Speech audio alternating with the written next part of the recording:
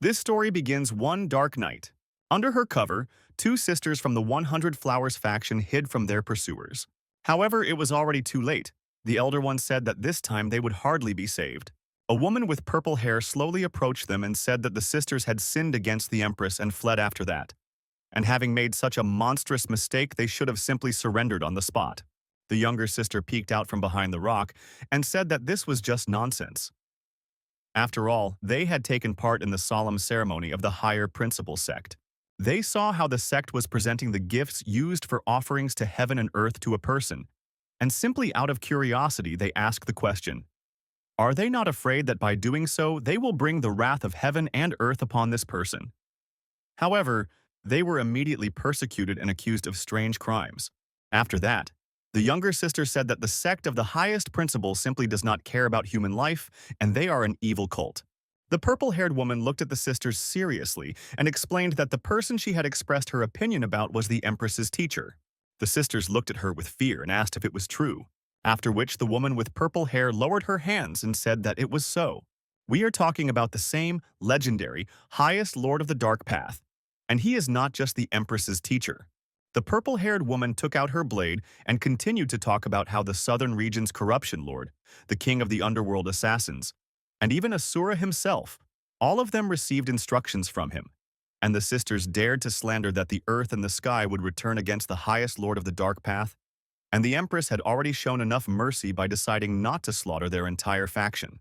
After that, the woman with purple hair swung her blade and attacked the sisters.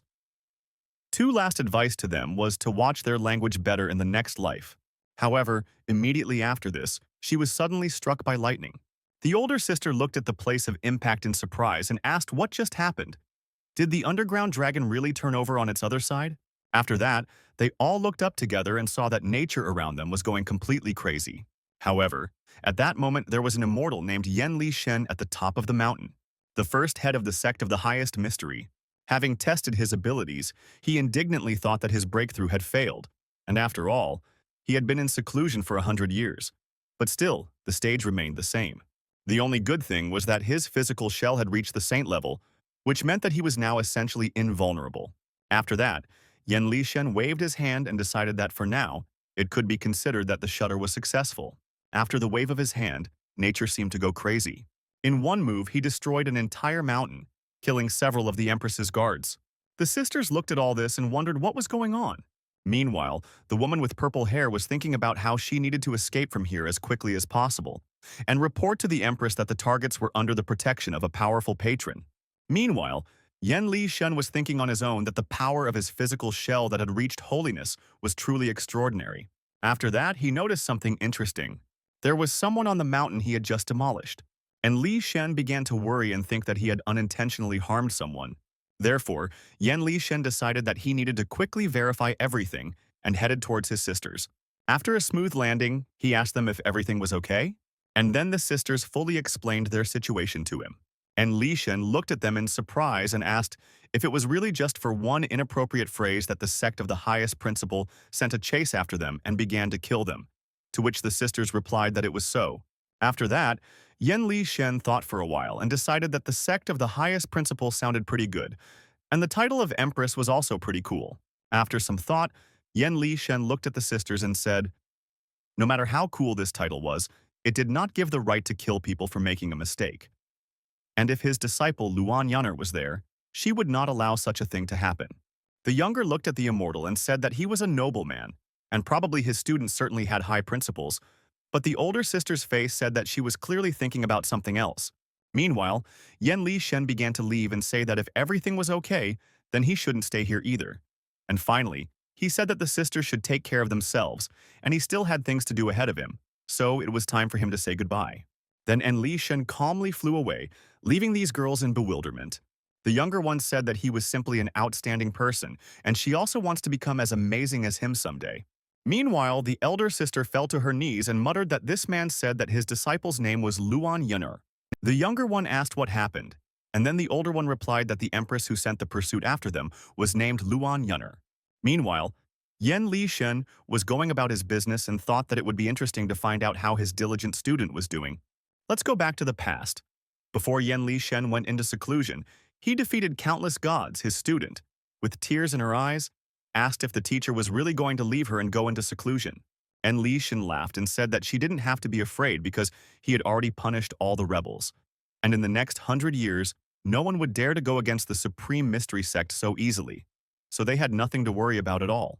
However, the young empress, with tears in her eyes, still insisted that she did not want her teacher to leave. Suddenly, Li Shen became cold and turned around and said that he had originally spread his techniques solely because he wanted a peaceful future for them. After which he added that the master cannot protect them forever, and they must understand this as soon as possible.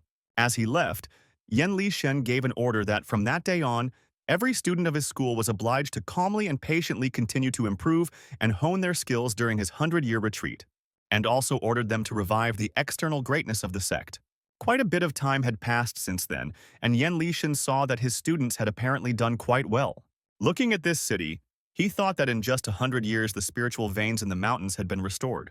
After that, he went down to the main square and decided to see how things were going here. As soon as people saw him, they immediately began to run home. Meanwhile, Li Shen walked along the main square and thought that even the outer city turned out to be so brilliant, and that it was quite good, because sending his students to gain experience was really the right decision. So suddenly he noticed some toys and, delighted, decided to go up to this shop. After that, he took one of the toys in his hand and thought with a smile about how these places used to sell long-range killing talismans, rupture pills, and similar things. However, it seems that in the current times, life here is only getting better.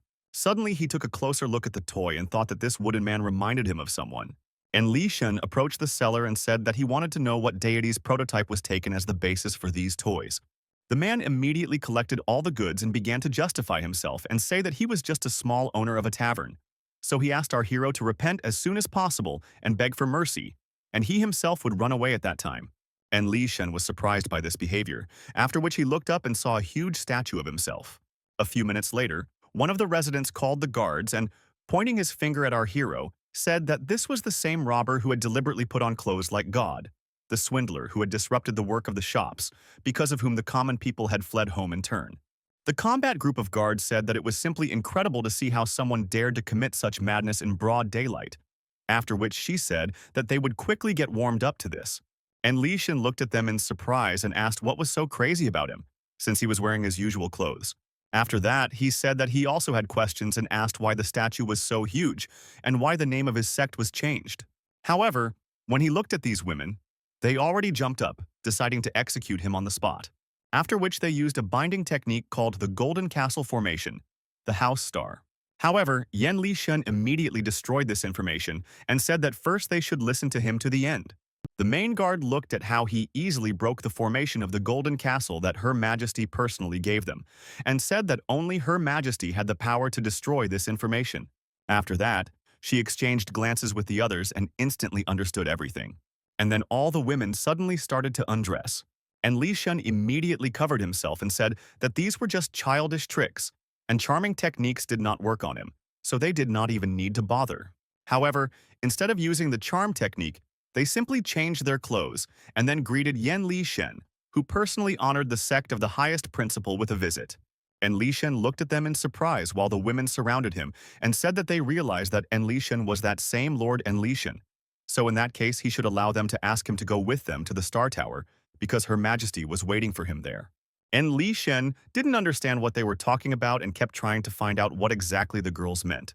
The head guard said that he shouldn't worry and that when they arrived at the scene, he would understand everything himself. After that, Li Shen headed inside the Star Tower Palace.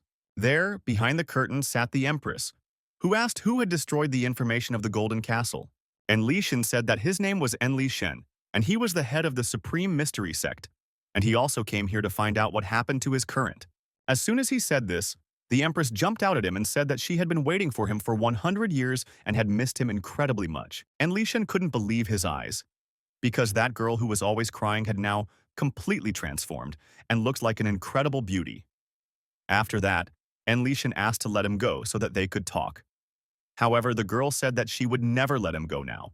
Her breathing quickened, and she said that she had waited with incredible difficulty until his confinement was over. So now her plans include never letting him go. And she also added that even in death they will share one tomb. The girl pushed him to the ground, and Yan Lishen asked her to get off and also said that he clearly did not intend to die.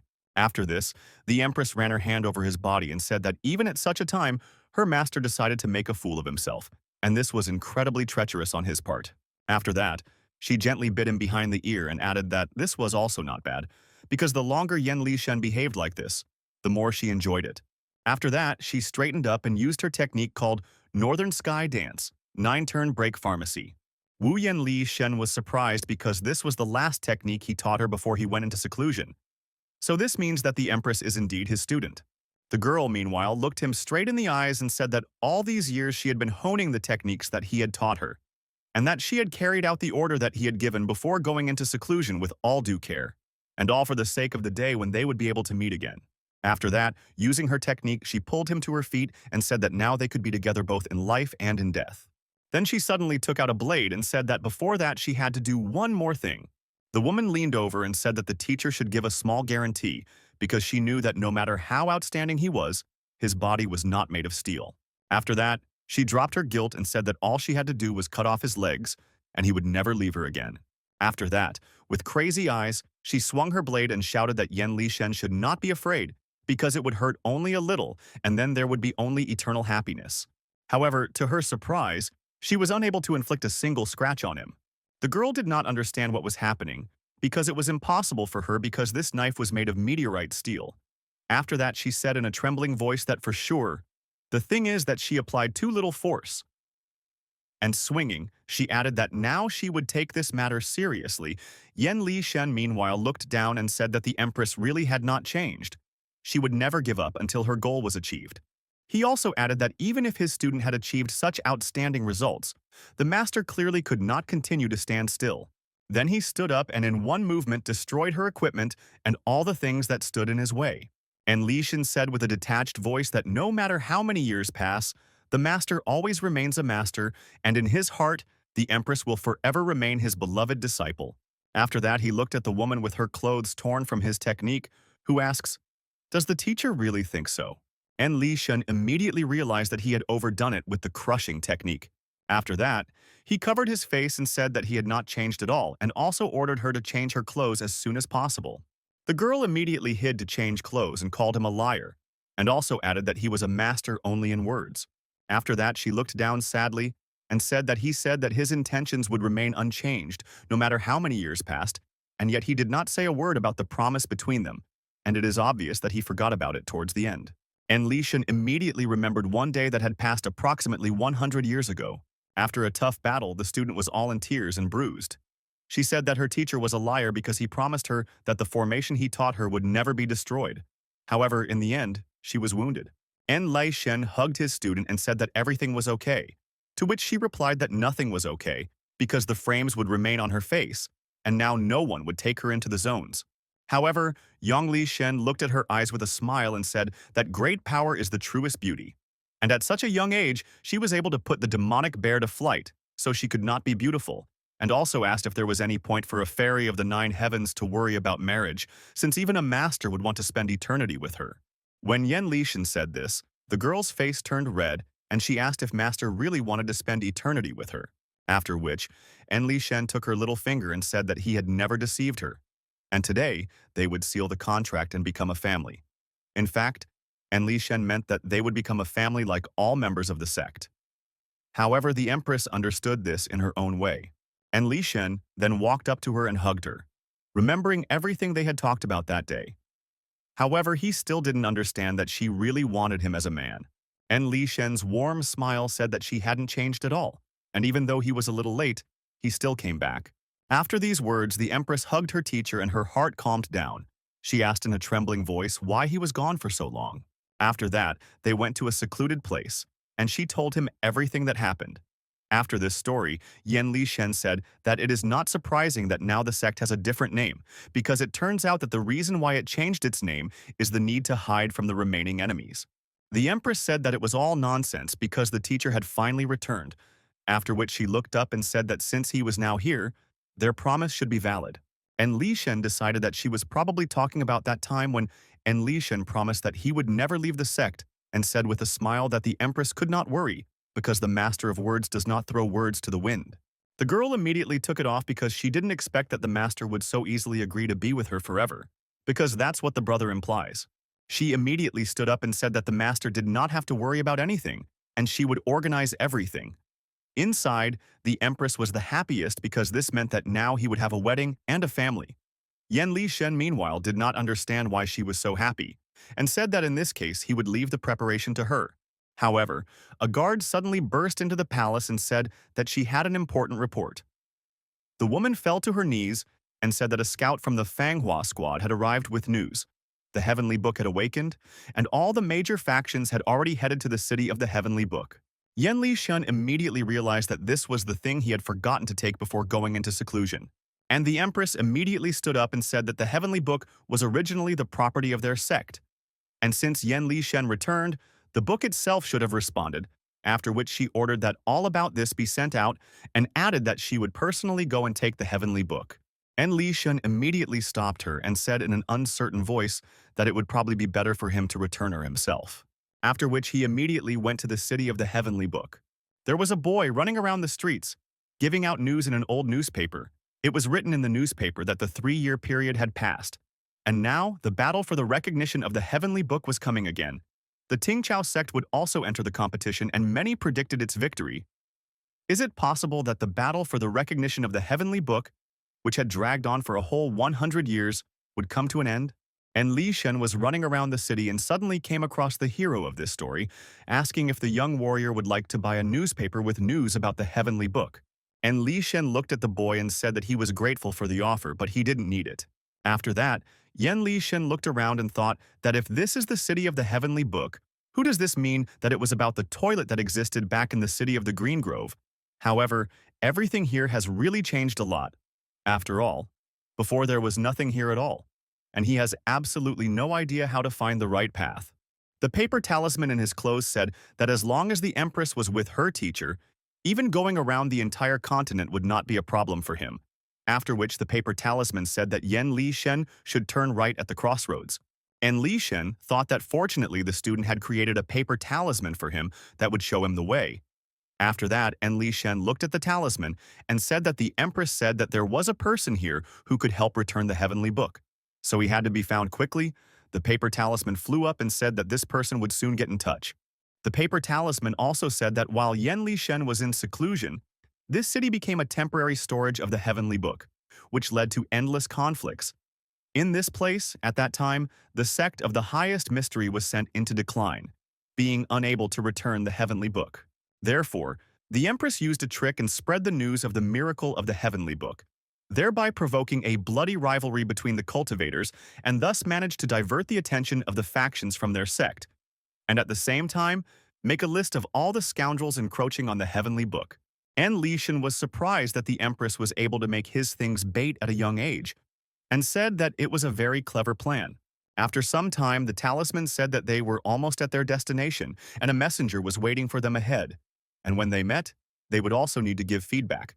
En Li Shen took the paper talisman on his finger and asked if there would be any more instructions, to which the paper talisman replied that the master should not worry, because this messenger was their agent, planted back in the days of the High Mystery sect, and the password of this sect had never changed, so En Li Shen could make contact without fear.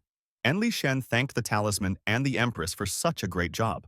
Finally, the talisman's aura changed, and he said that after returning the Heavenly Book, the master must immediately return back, and also while he is outside and is forbidden to look at other girls.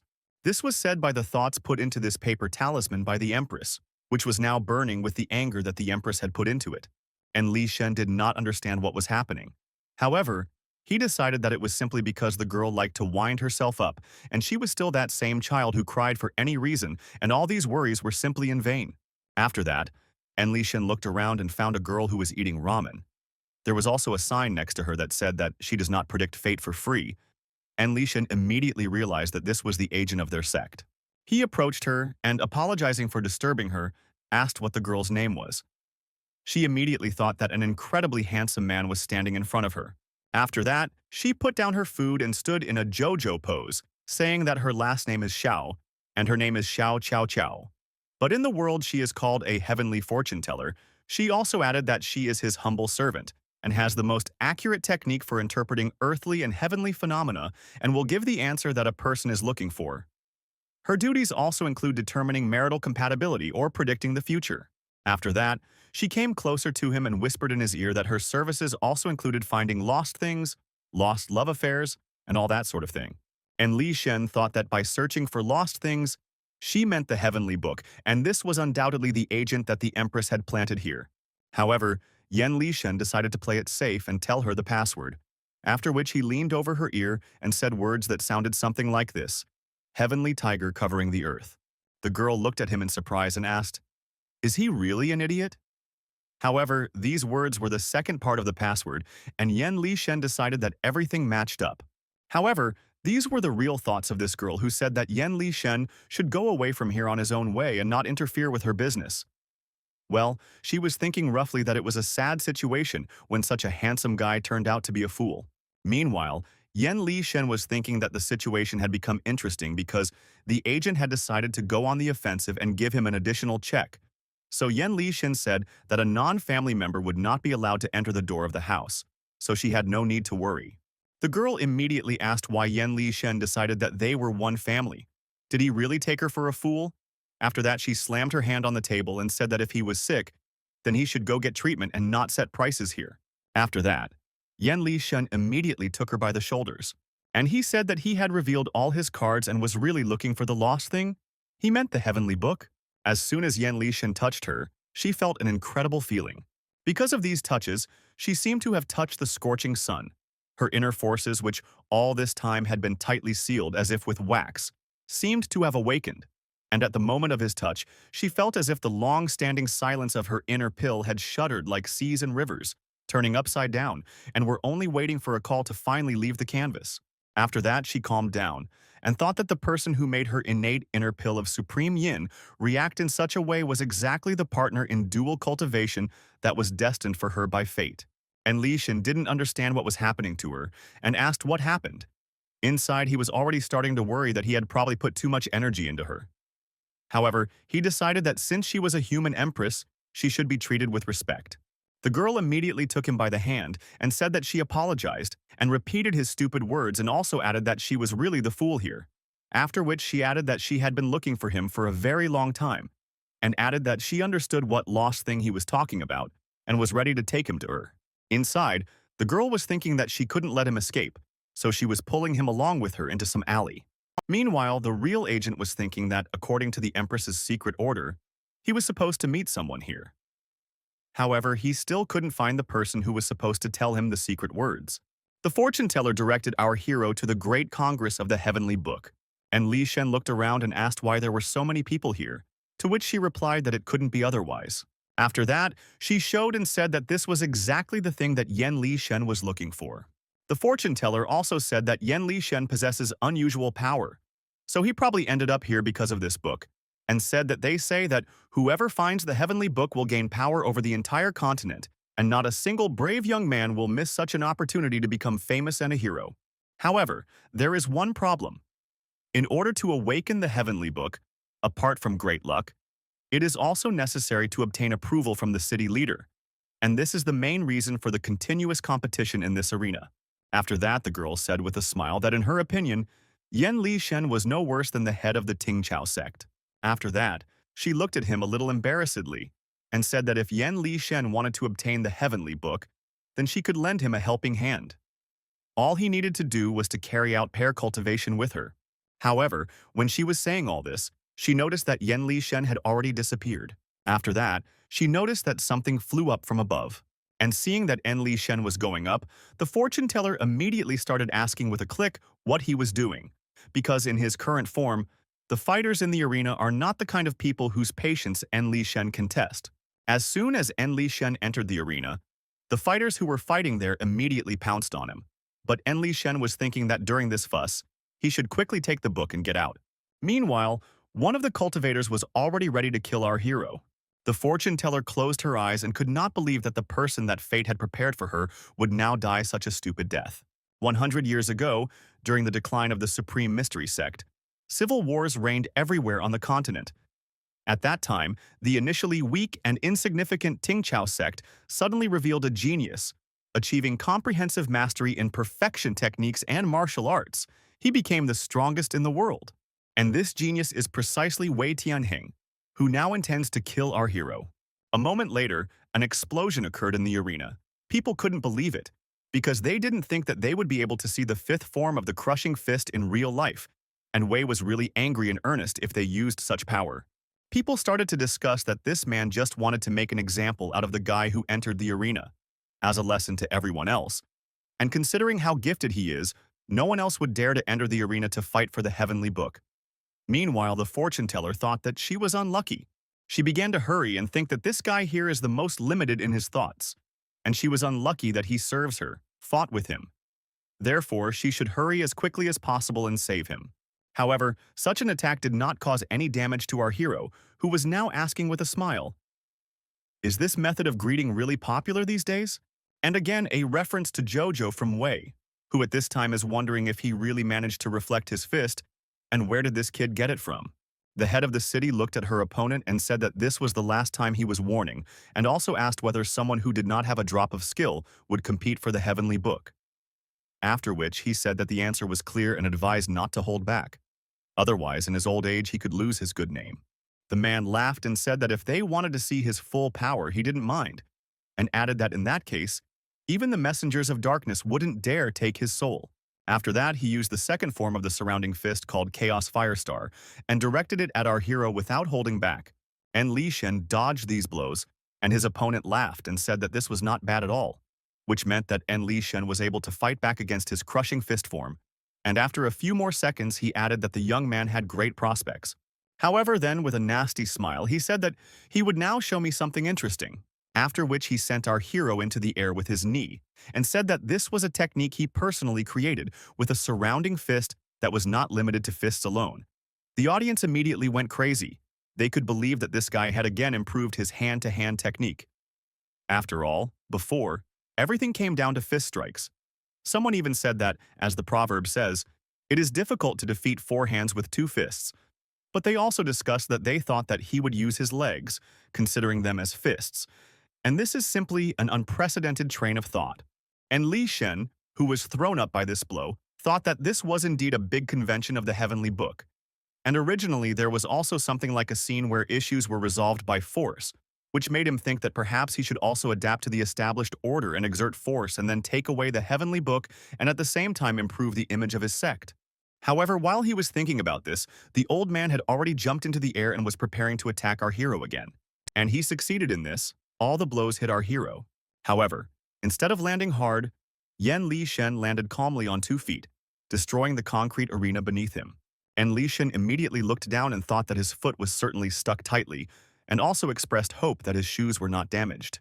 The old man, meanwhile, shouted that it was not over yet and used his finishing technique called Rain Fist Collapse, second form. Thereby, he slammed our hero face down into the ground. After this, the man raised his leg and said that, out of respect for the courage of our hero, he would also demonstrate the first form of his fist, sending him to the next world with respect. After that, he used the fist technique even on you in the first form and seemingly destroyed our hero on the spot. And then he returned to his rival and said that this was the end, and now no one would dare to interfere with them, so it was time for them to return to the conversation about the heavenly book. However, the head of the city, surprised by what was happening before his eyes, said that it was not the end yet. After that, the old man looked back and saw that Li Shen, without a single scratch, was already flying towards him, swinging his fist to finish him off. However, instead of punching, Li Shen simply flicked his finger when he flew up to the old man. Thus he sent this old man sometimes. After that, Li Shen looked at him and thanked him for his instruction. And he also said with a smile that he was taking the heavenly book for himself. The spectators in the stands were jubilant. They couldn't believe that the Great Wei was defeated with just one click. They asked, "What is the name of the man who defeated him?" However, no one knew the answer. The spectators continued to insist that his attraction to the heavenly book was indeed justified. Meanwhile, the old man looked up and said that it was now the turn of the city's head. After that, he shouted that the leader cannot stand aside, because it is the Tingchao sect that provides everything desired. However, instead, the mayor laughed, and he asked, "Is it really so difficult for him to admit his defeat?" Memories immediately surfaced before the old man's face. Once, because he lost, and his closest people were killed. The old man's eyes filled with blood fury. He used his technique called the Pearl of Primordial Chaos and absorbed it. His body immediately began to emit an incredible amount of energy and spread it around. The sky and the atmosphere itself changed. The audience began to think that it was just going to rain, and were indignant that they would have to go home if they didn't want to watch until the end. Meanwhile, the head of the city looked at his old enemy and friend and asked, "Has the old man really lost his mind?" The city leader immediately used an internal energy barrier to stop this madman. The audience immediately began to say that the city leader had finally made his move and discussed the fact that he had actually taken part in the competition, and that this was just great because this year the competition was really worth watching. The head of the city, meanwhile, looked up and thought that it was already too late to stop the old man's equipment, and the spectators were just a bunch of fools. Meanwhile, strange white spheres began to fall from the sky, and the spectators could not understand what they were. Suddenly, the first of them exploded and took several lives with it. People immediately realized what was going on and started running away from the arena with all their might. The fortune teller, meanwhile, could not believe that this old man had actually catalyzed the Pearl of the Primordial Chaos, causing the heavenly thunder, because this meant that in less than 15 minutes, everything within a radius of 100 li would turn to ashes. She ran away and with tears in her eyes thought that her betrothed would definitely die. Meanwhile, Yen Li Shen realized that this was heavenly thunder and said that this technique was a bit troublesome. And then he threw away one of the attacks and said he would figure it out. The city leader couldn't understand how this guy could throw away this technique with his bare hands, because we're talking about heavenly thunder, touching which turns you into a wet spot. However, this kid threw away the thunder shells with light touches. After that, Yen Lishan looked at his clothes from his chest and said that they were burnt and would have to be replaced. However, after that he smiled and said that the problem was not great. Then he looked up and said that all he had to do was eliminate the source and there would be no problem. And Lishan began to create technology and talk about how he just had the opportunity to test his physical shell. Suddenly, someone blocked his view with their large breasts. It was a fortune teller who begged him to stay and said that he would die there. After that, she grabbed him and hugged him and said that Yen Lishan survived, so he didn't need to pretend to be a hero because in the end, she would have to save him. After that, she pressed him as hard as possible to herself in order to cover this guy's body from the explosion. Yen Lishan, being between her breasts, tried to understand what kind of method of salvation this was. A touching moment has come, so it's time to turn on the flashback in which the fortune teller was still very young, but she sat in front of the country as an entity that said that her time was coming to an end, and further inaction will result in grave consequences. The girl pressed our hero to her chest and remembered this moment in her life. After that, she suddenly took out a strange talisman from a hidden place, and thinking that if she missed this chance, she would not be able to change anything, she turned to our hero and handed him this talisman. She stuck it right on our hero's forehead and asked him not to move, explaining that the transfer talismans were only enough for one time, and she only had 3 of them left. After this, the girl also stuck one of the Svatov steels on her forehead and said that no matter how valuable it would not outweigh his life, after which she called him a fool. However, at that very second, the heavenly thunder destroyed her talisman, and she immediately thought that because the talisman had burned down, she would no longer be able to escape. The girl had already prepared herself for death. However, Yen Lishan tore off his transfer talisman from his forehead and then grabbed the girl and hugged her, pressing her to himself, saying that the only fool here was her. The girl blushed from such close contact. The old man, meanwhile, fluttered over the arena and listened to the screams of the people he had indirectly killed. He felt incredible energy in himself and laughed madly. He announced to the whole world that he had succeeded. He had managed to tame the heavenly Tao, and now the heavenly book would go to him. After that, with a crazy smile, he said that everyone here lost except him. Suddenly, a stone hit his head. The old man's gaze immediately changed to a malicious one. And Yen Lishan said that the Ting Chao sect really didn't waste time on trifles, and it was really not everyone who could provoke the heavenly thunder. After this, Yen Lishan laid the fortune teller on the ground, and looking at the old man, he asked, "Did he really want this? Didn't he hear the heart-rending cries?" The old man did not answer, and Yen Lishan continued to say that for the sake of the unfortunate heavenly book, one cannot treat strangers like that. The old man immediately used one of his techniques and announced that winners are not judged. After that, he directed his energy at our hero and declared that he had nothing to regret, after which he used the Crushing Fist Zero form, Thunder Taming. However, before he could fully complete his technique, Yen Lishan immediately gave him a slap in the face. After this, Yan Li Shen added that in that case, he had nothing more to talk about with this old man. He then called the heavenly book into his hand and declared that it originally belonged to him. Then he completely unwound and released the power of the heavenly book. Looking at the small spiritual bird that appeared, he greeted his old friend and said that they had not seen each other for a long time, after which he asked to borrow strength. And then, he immediately used a technique called the art of the highest heaven, the technique of the Renaissance. The thunder suddenly stopped, and the wounded people began to recover. They could not understand what was happening, and decided that it was a blessing sent by the heavenly book. Then the people looked up and saw that Wei had indeed lost, and this young man had won and taken the heavenly book. But they still called the question, who was he anyway? As Yan Li Shen was descending towards sunset, he noticed something strange, predictive. She was not yet completely unconscious, our heroes wondered, but did she really have no pulse left and the book could not heal her? After that, he extended his hand to her and thought about the fact that perhaps these mental places. However, her buffers are certainly huge, and Li Shen decided that now was the time for me to think about such nonsense. It was time to hurry with her rescue. After all, she was a secret agent of his sect. After that, he put his hand under her clothes and tried to remember where the ventricle of the heart was, after which he made sure that the pulse was completely undetectable.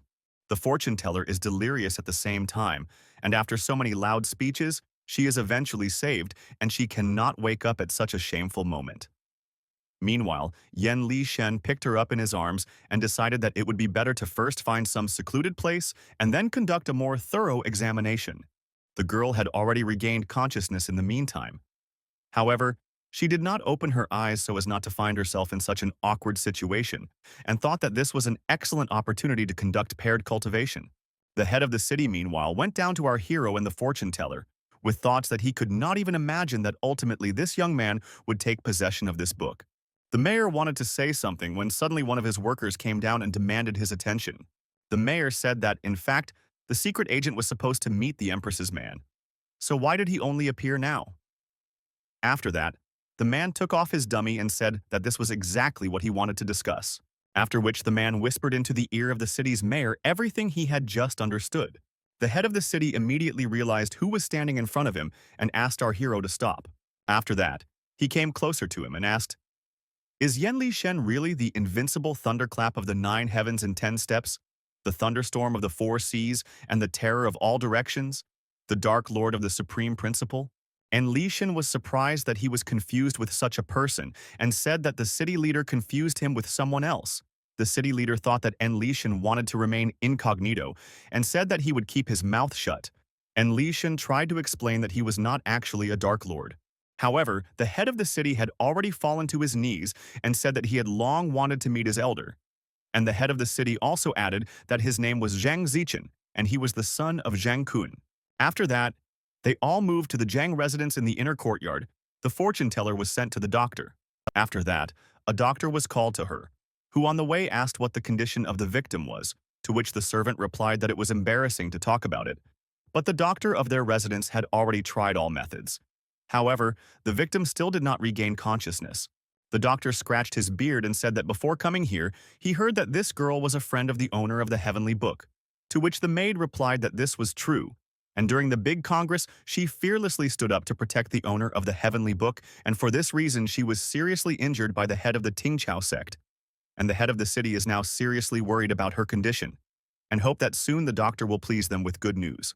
After that, they entered the room where the fortune teller was supposed to be, but she was not there. The maid immediately ran out and told the doctor to wait at least a little, and she would quickly find this girl. The fortune teller, meanwhile, was thinking that even a healer was invited for her sake. And it's good that she managed to escape before you yourself. After that, she thought sadly about the fact that according to her original plan, she reasoned that if she pretended to be unconscious all the time, then this Li Shen himself would take care of her. And then she would be able to replenish the inner steam pill and carry out cultivation without any problems, and at the same time learn more about him. But in spite of everything, he turned away from her and left with the head of the city. This guy does not understand anything about girls and how to deal with them. After this, the fortune teller, smiling, took out one of her talismans from a hidden place and said that even if he decided to run away from her, she would not allow his wish to come true. After that, The fortune teller teleported to the place where Enli Shen was now and realized that he was inside the house in front of which she found herself. The girl said with a smile that her talismans never let her down, and if she attached one to him, she would find him, no matter where he ran. After that, the girl pressed herself against the wall to hear what interesting things they were talking about. However, she immediately noticed that she did not hear a single rustle, and they were probably hiding something there. After that, she licked her finger to punch a hole in the wall without making a sound. Then she pressed herself against the wall and looked at what was happening inside. However, inside she saw a rather strange scene that without context could be perceived incorrectly. Enlishan checked the city leader's body and saw that there was a strange place on it. After some time, Yen Lishan realized that there could be no mistake here, and this was indeed Zhang Kun's son. The city leader proudly said that this mark was given to him by his father, and it is a symbol of the succession of the Zhang clan. And now the old man hopes that Yen Lishan has lost all doubts. Yen Lishan said with a smile that this meeting brought back to his memory scenes from past military campaigns, in which he was with the father of the city head. And before our heroes could look back, his son had already grown up. After that, Yen Lishan asked with a smile to tell him what misfortune befell him. The man immediately said that Yen Lishan knew nothing about this because it was 40 years ago when he was in seclusion, and began to explain that at that time his father had become seriously weakened, and when this happened, he called his son to his bed to hand over the post of the head of the city. However, that day, besides him and his father, there was another person present who is called the Lord of Corruption. The Lord of Corruption looked at the young head of the city and said that judging by his appearance, he would rule for a long time. And the young head of the city also said that the city of the heavenly book was raised up by common efforts, and he merely took on the duties that his father once performed. The Lord of Corruption said that the new head of the city is a smart kid, and it was not for nothing that his father devoted so much time to him. So in this case, the Lord of Corruption said that it would be brief. In addition to watching the heavenly book, she assigns him another task. When the heavenly book recognizes its owner, he must send her a message and give this person something as soon as he receives the book, so he must visit the promised land. And Li Shin immediately realized that this was one of his students and thought that she had acted disgustingly. And Li Shen said that the so-called Lord of Corruption who was leaving was his third disciple. The Lord of the city said that this is so. And at the moment, the Lord of Corruption has settled in the southern part of the continent and has long since become the absolute ruler of all lands. And Li Shen thought about his excellent students and all of them at once. Well done. And even the third one with the worst skills managed to have such a large figure, but she turned to the topic and determined what the promised land was. Could it really be about those barren mountains that he visited with the third one to sow them with spiritual plants? And En Li Shen also remembered that she should have stood about them doing all this in secret from the Empress. While Yen Li Shen was thinking about this, the city leader fell to his knees and said that his father had not originally intended to hand over the city leader's post so early, because he had wanted with all his heart to one day personally meet the owner of the heavenly book. Every day he devoted himself stubbornly can commit. And at some point he had an obsessive thought about all the buildings that drove him crazy. The head of the city, with tears in his eyes, said that he understood that he should not ask our hero for such trifles. However, he still wants to ask for help. And Li Shen extended his hand to this old man and said to Kaka that he and his father were friends, so they could ignore it, and immediately asked where he could be found now. The city leader said with tears in his eyes that his father was now in a deep sleep in the Kunlun ice vein. And even though there were no relatives there, En Li Shen should first go to the place indicated by the Lord of Corruption. Meanwhile, the fortune teller was thinking that Yen Li Shen was a real pervert, and it finally dawned on her. The secret negotiations that he had agreed on with the mayor of the city were just lies, and the real goal was to commit sodomy. So they left her aside to arrange a secret meeting here. A minute of interesting facts. The term to commit sodomy literally translates as how to tear off a sleeve. According to legend, the Han Emperor ID tore off the sleeve of his robe that was stuck under the body of the favorite who was sleeping next to him, so that getting up would not disturb his sleep. The fortune teller was clearly losing her nerve. She was thinking about how she had waited with such difficulty for such an important fateful meeting, but then this incredible nonsense happened. She burst into the room and said that there was no way she would share her betrothed with some guy, and that she would only do this over her dead body, after which she used the sleeping smoke bomb. And then she laughed and looked at the sleeping cultivator and said that no matter how powerful he was, after absorbing the smoke of her special sleeping pill, He immediately fell helplessly to the ground. After this, the girl raised her hands and said that she could not share the body of a man with anyone, in which the highest grade yang energy flows. Suddenly, the heavenly book appeared in front of her and immediately opened. From it emerged strange spiritual beings that penetrated the body of the fortune teller, after which something changed in her consciousness. When it was all over, the fortune teller climbed on top of our hero and lifted up her skirt. After a few more seconds, Yen Lishen came to his senses and realized that, judging by the smell, it was a sleeping pill. However, in addition to this, he felt some strange, slippery and soft sensation. When Yen Lishen fully opened his eyes, he saw that in front of him was a fortune teller who was looking at him with crazy eyes. Yen Lishen immediately pulled her face away from his and ordered her not to press against him. After that, he remembered that before he lost consciousness, she burst into the room carrying some unrelated nonsense. But at that moment, her condition was normal, which means something happened after. After this, the girl stuck to him again, and Yen Lishen realized that she was sniffing him. After this, the fortune teller moved lower and sniffed the cultivator's groin, and Lishen immediately pulled her away from his junk. However, after this, she took his hand and licked his finger. Suddenly, Yen Lishen realized that she just wanted him to pet her, after which Yen Lishen looked at the heavenly book, and he said that he knew that it opened, and Lishen thought that the worst possible situation had happened. In fact, what En Lishen called the heavenly book was a yellow book. It was a book with obscene contents that contained Ye Shen's many years of collection. In order to prevent others from discovering it, En Lishen placed a ban on the book called the Great Perception Shift. And if anyone other than our hero even glanced at the contents of the heavenly book, their consciousness would be washed and changed into that of a dog. After that, Yen Lishen looked at the fortune teller and wondered how it happened that she was the one who saw her. En Lishen thought sadly that this could not be left like this because this was also a secret agent of his sect. So ignoring it was clearly not an option.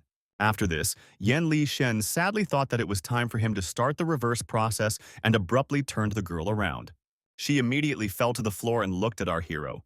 En Lishen looked at her seriously and said that the girl was very lucky that in such a state, she ran into him and not someone else. After that, he massaged her back and said that the essence of the great shift of perception is that it implants the soul of a dog into the soul of a human. Then, Yen Lishen gently touched her back and said that if you try to extract it by force using standard techniques, it will only damage the soul and make a person weak. And why did Yen Lishen thrust his hand into her back? And he pulled out the dog's soul, explaining that extracting a dog's soul without touching a human one is the only way to recover from such a ban. After that, everything returned to normal, and the girl lost consciousness, after which Yen Lishen exhaled resignedly and thought that it could be considered that everything went well, and also noticed that the girl's sleeping position was, of course, incomparable. And Lishen looked at her body and said that considering that she had to suffer a lot, he would allow the heavenly book to make a good dream for her. Also, Yen Lishen added that the awakening of the technique's effect will finally end. Then Yen Lishen took the heavenly book and thought that considering that he helped her, she would have to keep his secret. It was just holding the heavenly book. After this, Yen Lishen remembered his third disciple and decided that it was time for him to visit the promised one once. And then he looked at the fortune teller and the head of the city and said to himself that it was better to hurry before these two woke up, so that he wouldn't have to explain everything again. After this, Yen Lishen turned around and was about to leave when he suddenly noticed that something was holding him. And Lishen looked down and thought that the fortune teller had woken up. However, she simply grabbed his clothes. Suddenly, the girl squeezed her even tighter in her arms and unexpectedly began to talk in her sleep. About some teacher, she begged him to wait a little longer and promised that she would definitely cope and be able to protect him so that they could go to the Lantern Festival together again. She said with tears in her eyes that she didn't want to be alone. And Lishen exhaled heavily and sat down next to her, deciding that he would leave after she woke up. Meanwhile, the Empress listened to the news about her teacher. In particular, she focused on the reason why the Lord did not receive a request to return back. The maid said that when she arrived at the right place, the Lord was no longer in the city. One of the Empress's assistants said that this was simply nonsense, because Her Majesty is the Lord's senior disciple, whom he treasures very much, so he could not leave without saying a word. And probably the maid conspired with the city's leader to deceive the Lord into going somewhere else. The maid meanwhile apologized and said that news had reached her that a certain cultivator girl had tried to save the Lord in a dangerous situation, and after that, she had lost consciousness and had not woken up. The Empress straightened up and said that we would consider that the servant had also escaped death. The maid continued speaking and explained that in order to find medicine for her, the Lord left, taking her with him. The Empress smiled and said that the Lord still did not change himself, and he always liked to help the weak. The Empress's assistant immediately fell to her knees because she understood that the fact that Her Majesty smiled did not mean anything good. The Empress, meanwhile, came to the center of the room and said that it was time for her to change her outfit. After this, the Empress declared that she would go there personally and ask the ruler to return. The Empress sadly added that she knew that the progenitor of the Crimson Rivers had gained great power by reaching the stage of Samsara and had settled in the northern region and was openly gathering military forces and would probably arrange insidious plans against this sect, which was why the Empress could not leave the city. Therefore, she would have to use her assistant. The Empress wanted the eyes and ordered her general to appear. A cat girl who is the general of the Iron River immediately appeared. The general said that she was waiting for orders from the Empress, to which the Empress said that the general should go instead of her, or the Abyss should ask the ruler to return back, and in addition, the general needs to spread the word about something else. She looked at the Empress and said that Her Majesty need not worry because there are not many places on this continent where the sovereign could go. Meanwhile, Enli Shen was already moving towards his third student. However, the fortune teller kept teleporting to him, but this time she couldn't see him because Enli Shen used the closing technique, which meant that the heroes were wondering why the fortune teller was so persistent and how did she even track him down. The fortune teller took over and noticed that something was wrong because the smell was still present, while Yen Li Shen wondered where she got her dog-like behavior from, since the effects of the great perception shift should not have dissipated. After that, the fortune teller threw 2 talismans up and said that despite the fact that the search talisman is an expensive thing, using it on our hero would still be a good waste, because she is obliged to find him today. After that, Yen Li Shen interfered with this technique and thought that now she would finally give up her search, and also reasoned that the Empress probably ordered her to always follow him. But no matter what the reason, he cannot take her with him to the Promised Land. After that, Yen Li Shen, hidden by Azora, set off on his journey when suddenly the girl asked him, "Is she really that disgusting to him?" After that, she tilted her head down and apologized. She said that during the competition because of the Heavenly Book, she recklessly went up to the arena and probably caused him a lot of trouble. But she really tried from the bottom of her heart to just save him. After that, the girl looked up and said that it would be more correct to say this. She was ready to achieve his survival, even at the cost of her own life. After that, her gaze dimmed, and she continued to say that in fact she had very little time left. But before her death, she wanted to realize her cherished dream. The girl was a little embarrassed and said that she had tried many times. However, now she was completely sure that only Yen Li Shen could help her. She understood that he was somewhere here. Although she could not see him because of the concealment technique, she said that he could at least mock her, or even despise her, and arrange anything for her. And he could also take any payment from her. However, she added that until he agreed, she would never back down from her goal. After which the girl with tears in her eyes began to beg for help and said that Yen Li Shen could perceive her even as a pitiful dog. En Li Shen immediately canceled his technique, and the girl was glad that he finally appeared, and then wiped away her tears with a happy smile. After this, she thanked him for this and vowed that she would not cause him any trouble. After that, she said that if he likes dogs, she can play it without the Heavenly Book. En Li Shen stood silently while the happy girl began to bark, and thought that if En Li Shen agreed to help her, then she would be able to save her teacher. But without further ado, Yen Li Shen walked up to her and thrust your blade into her chest. After that, the girl fell to the ground with tears in her eyes and asked why Yen Li Shen did this. En Li Shen stood in front of her and couldn't understand what was going on. Why, breaking off in mid-sentence, did she suddenly lose consciousness? Then, Yen Li Shen sensed a change in the aura and looked back. En Li Shen clearly felt that something was moving in that direction. Suddenly, his first student appeared in front of him. The Empress looked at her teacher and asked why he broke his promise, because he said that he would return as soon as he took the Heavenly Book. The Empress pressed herself against her teacher and said that he could at least send a message. Why did she run her hand over his face and ask, "Is it really true that in his eyes she is not worthy of even such a trifle?" En Li Shen took her hand and said that she was really not worthy. And after that he said that she was not worthy, only because the person in front of him was not the real Empress. After this, Yen Li Shen realized that, as he thought, this was a very ordinary werewolf. Werewolves are mid-level yaogai that live on the continent and use the strong emotions of cultivators as food, They often use special techniques to create the illusion of a person close to their church and thus penetrate the consciousness. The state remains in a dream realm until it is completely destroyed. And Li Shan thought for a bit and decided that the reason why the girl fainted was probably a werewolf attack. For werewolves who master illusionary techniques, the best time to attack is night. But this time the turn appeared in broad daylight. And besides, usually people do not have a real body. However, they just touched it. After that, Yan Li Shan looked at the fortune teller and noticed that evil energy was drawn towards her. And Li Shan immediately protected her with his energy. However, he realized that something was wrong here, because he had put a barrier on her to protect her from werewolves, but she seemed to feel much worse. After some thought, he realized that soon she would be completely eaten away from the inside.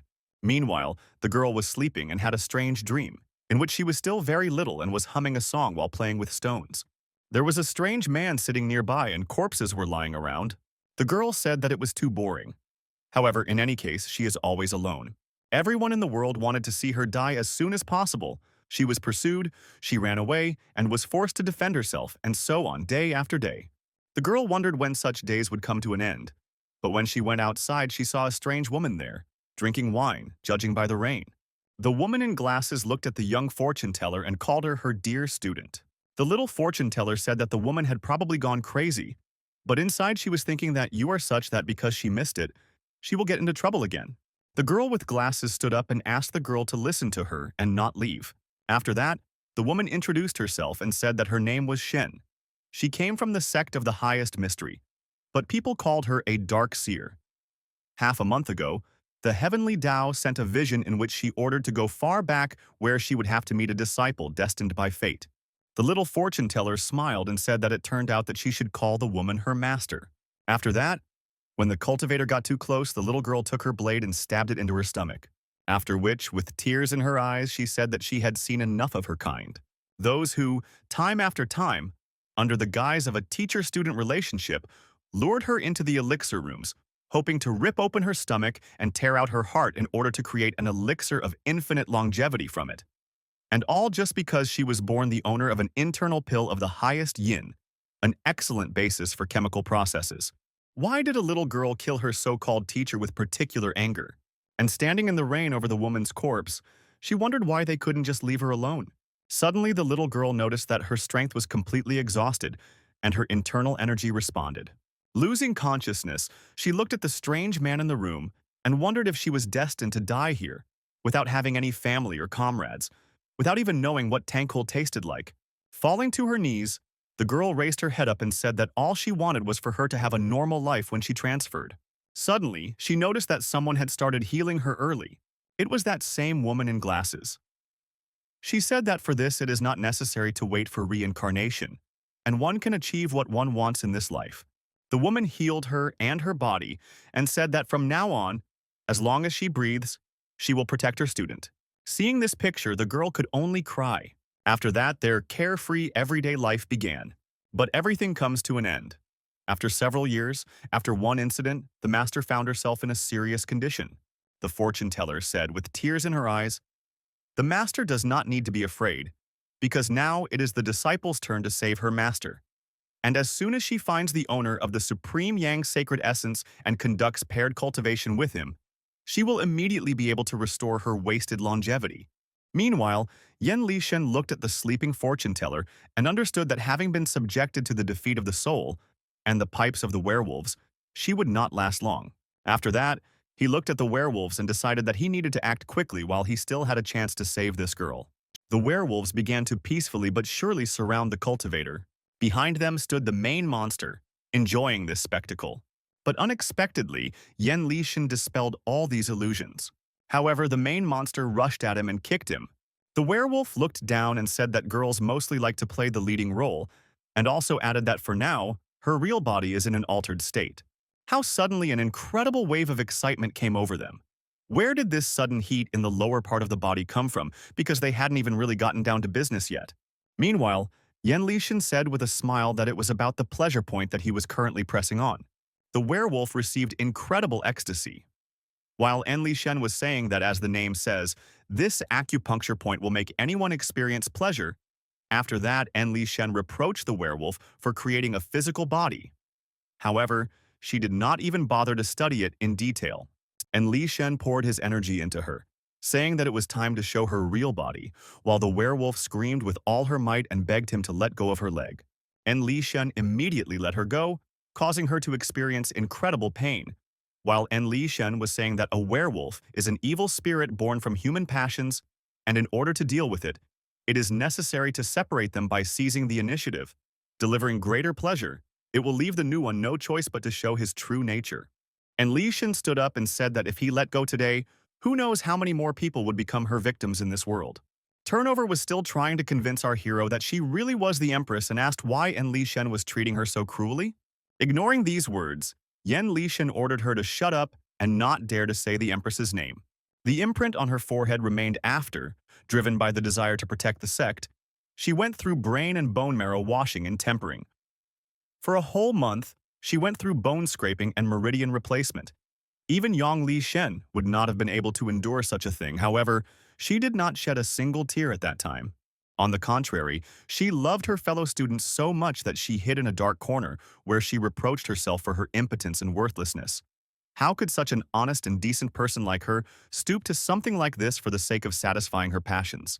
Having told all this, Yen Li Shen looked at the werewolf and called her a pitiful scum, driven only by lust. Werewolves steal other people's memories, trample them, and mock them, and only because of this do they consider themselves superior to others. With these words, Yen Li Shen destroyed that werewolf. As she died, the werewolf screamed that Yen Li Shen was simply crazy, and she rushed to the body of the fortune teller with the thought that she still had a chance for victory, because the girl had plunged into the kingdom of dreams, and all she had to do was move into her, and she would be able to be reborn immediately. But at the very last moment, an unknown person cut her body into two parts. It was the general who appeared out of nowhere. After that, the general took off her mask and looked at the cultivator, saying that it was not easy to find him. According to legend, in the far west of the continent, there lives a celestial being banished to the mortal world who created a unique secret technique through the absorption of a dark stone, which allows the spiritual embryos of two cultivators to be brought out beyond their bodies, and with the support of the formation of an oath contract, the spiritual embryos of both sides achieve a mutually beneficial exchange. Those who have used this technique are able not only to use the fruits of hardening together, but even to share a visual connection. And the name that the celestial being gave this technique sounds like spiritual unity. Now, Yen Li Shen looked at the general and felt the Empress's energy in her. The general asked if En Li Shen had recognized her, to which En Li Shen replied that her spiritual embryo belonged to the rarest scarlet rank, and even if she turned into dust, the master would still recognize her. After this, the Empress in the general's body looked at her teacher and asked why he was so nervous. And Li Shen wanted to answer something, but she interrupted him and said that it was easy to understand, because he was having so much fun as a werewolf that he even forgot about returning. And Li Shen looked at her and asked, "Did she really see everything?"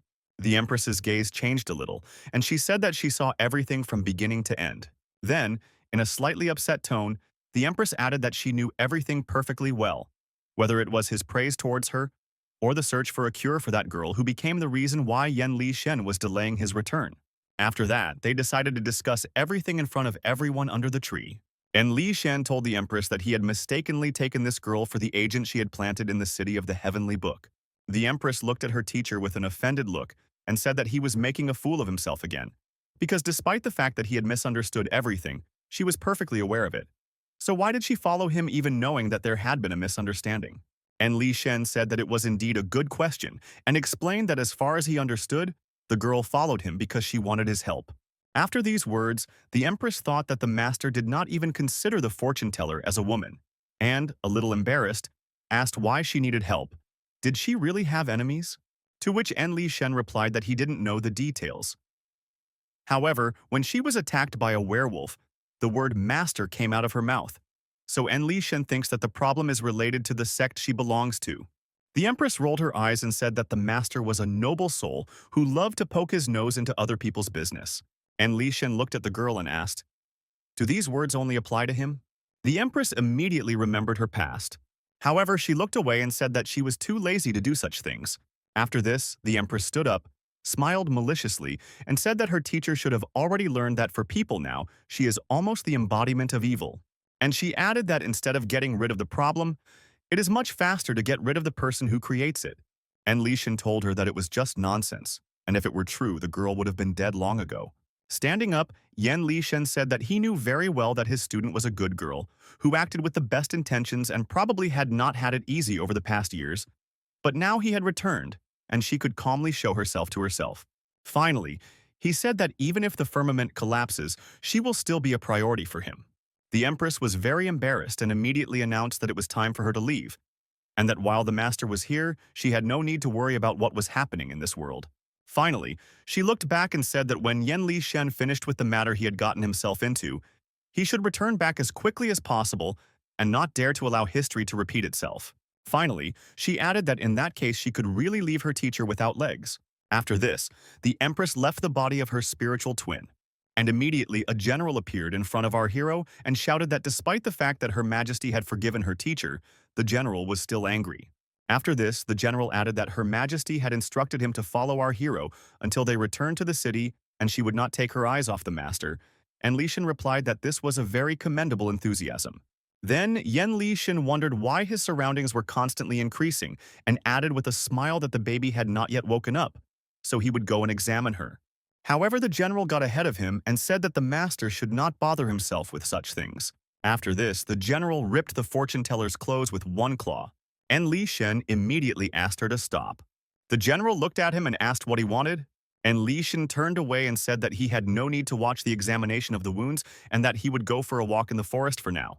Inside, Yan Li Shen was thinking that as long as the general was here, he didn't need to worry about this girl, and now he could calmly go to the promised land. However, unexpectedly, the general's blade fell right in front of him.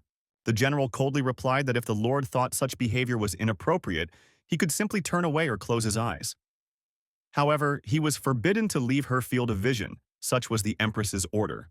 And Li Shen sadly said that he understood everything and asked what the fortune teller's condition was. The general replied that nothing good happened and that the werewolf had penetrated her soul and damaged the spiritual embryo. Therefore, now all that remains is to resort to the method of preservation and wait for her awakening. And Li Shen thought that usually in such a situation, one would need to extract the spiritual embryos and use a regeneration spell. However, this would often result in damage to the body. Could it be that the preservation method was some new technique created by the new generation? While he was thinking about this, the general suddenly took off her armor and revealed to our hero her body covered in scars. However, the girl immediately noticed that Yan Li Shen was looking at her. And Li Shen immediately turned away and asked if there was any reaction. She didn't answer him, and Yan Li Shen, groaning, decided that he didn't need to get into it after all. After some time, the general stood up and said, "It will do, and judging by the look, she will wake up soon." The general also said that the girl's vitality was undermined, so she would wake up for a short time, and in the future, to strengthen her condition, it would be necessary to obtain spiritual medicine. After that, she looked at the moon and added that today it was already too late, so the search for the potion would have to be postponed for now. Then the general would get down to business and, yawning, add that after today she was really tired. Looking at our hero, the girl added that she suggested setting up a halt right here at dawn to start looking for a cure. Our hero's gaze immediately changed. After all, he had a chance to get away from them. And Li Shen immediately approached the general and patted her on the shoulder, saying that she could rest and not worry about anything, and he would look after them. The general wanted to answer something but immediately fell asleep, and Li Shen said to himself with a smile that he just pressed the sleepy point. After that, Yan Li Shen looked at the girls and decided to leave. The girls, meanwhile, regained consciousness. Let's go back a little to the past. Before sending her general on a mission, the Empress sat in front of the mirror and reasoned that she does not doubt that the master is a gentle person and will not leave the weak in trouble. However, this time, it seems to her that he has some other hidden motive. Therefore, the Empress finally gave the order that when the right moment came, vigilance should be relaxed during surveillance and then her assumption should be tested. That's why the general pretended that she had passed out, but in reality she just wanted to keep an eye on the cultivator. As soon as he disappeared, the general rose to her feet, and the fortune teller could not believe that right in front of her was the Empress's subordinate named Xia Chun. Also, the girl decided that judging by her appearance, she intended to pursue this guy. After this, the fortune teller looked down and asked herself, what happened to her clothes? I also noticed that there was still a slight pain in the dantian area. The girl clutched her head and wondered, Was she really raped while she was unconscious? The general noticed her agitation and said that the girl had been subjected to werewolf magic. So at the moment, her dantian was not stable, and she could not make any sudden movements. The fortune teller, after learning that her body had been stolen by a werewolf, thought that some strange images had indeed appeared in her mind. The girl was horrified and, clutching her head, wondered how she, who had never lost control in front of people before, ended up in such a situation. Suddenly, the fortune teller stopped because she realized something.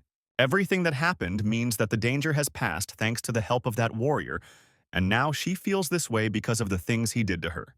The girl was thinking about this out loud, which is why the general got confused. Finally, the general ordered her to stay there and began to leave. The fortune teller said that if the general goes to look for that guy, then she will go with her to search, because she must properly thank him for saving her, not sparing his body, and there is no better way than to thank with your body. After these words, the general approached her and, taking her by the muzzle, looked menacingly down. After this, the general smiled and said that she could not even imagine that the fortune teller would convey such meaning to her affections. The fortune teller threw her hand away and said that only a low person would not repay the kindness shown. Smiling, the general said that these were wonderful words, and in that case the fortune teller should hurry and thank her, because in the end, it was the general who saved her. Hearing this news, the fortune teller almost went crazy. After this, the general took out her blade and said that it was time for them to stop this stupid conversation. She sealed the fortune teller on this piece of land and ordered her not to look at the ruler because the empress wanted to increase her. And the fortune teller is nothing more than a small star who naively decided to deal with the radiance of the moon. The general went to search and finally said that the fortune teller would stay here and the formation would protect her for a while. Then the general very quickly moved away from that place. During her search, she thought about why Her Majesty only wanted masters. Different images of how they spent time with the Empress popped into her head, which made the general even more angry. Suddenly, the general noticed that they had begun to predict that it was flying right behind her. The general shouted that she had actually ordered her not to go anywhere, while inside she was surprised how her earthly information couldn't hold such a weak girl. The fortune teller, smiling from ear to ear, said that she had her own methods, and the general should not worry so much. The general understood everything and thought that she had underestimated her too much. Therefore, she would have to use a more effective method. However, while she was thinking about this, the fortune teller said that the general had misunderstood her, and she did not like the master at all. Then the fortune teller said with a smile that she only needed his body. The general called her shameless, and the fortune teller replied that she herself perfectly understood how it sounded.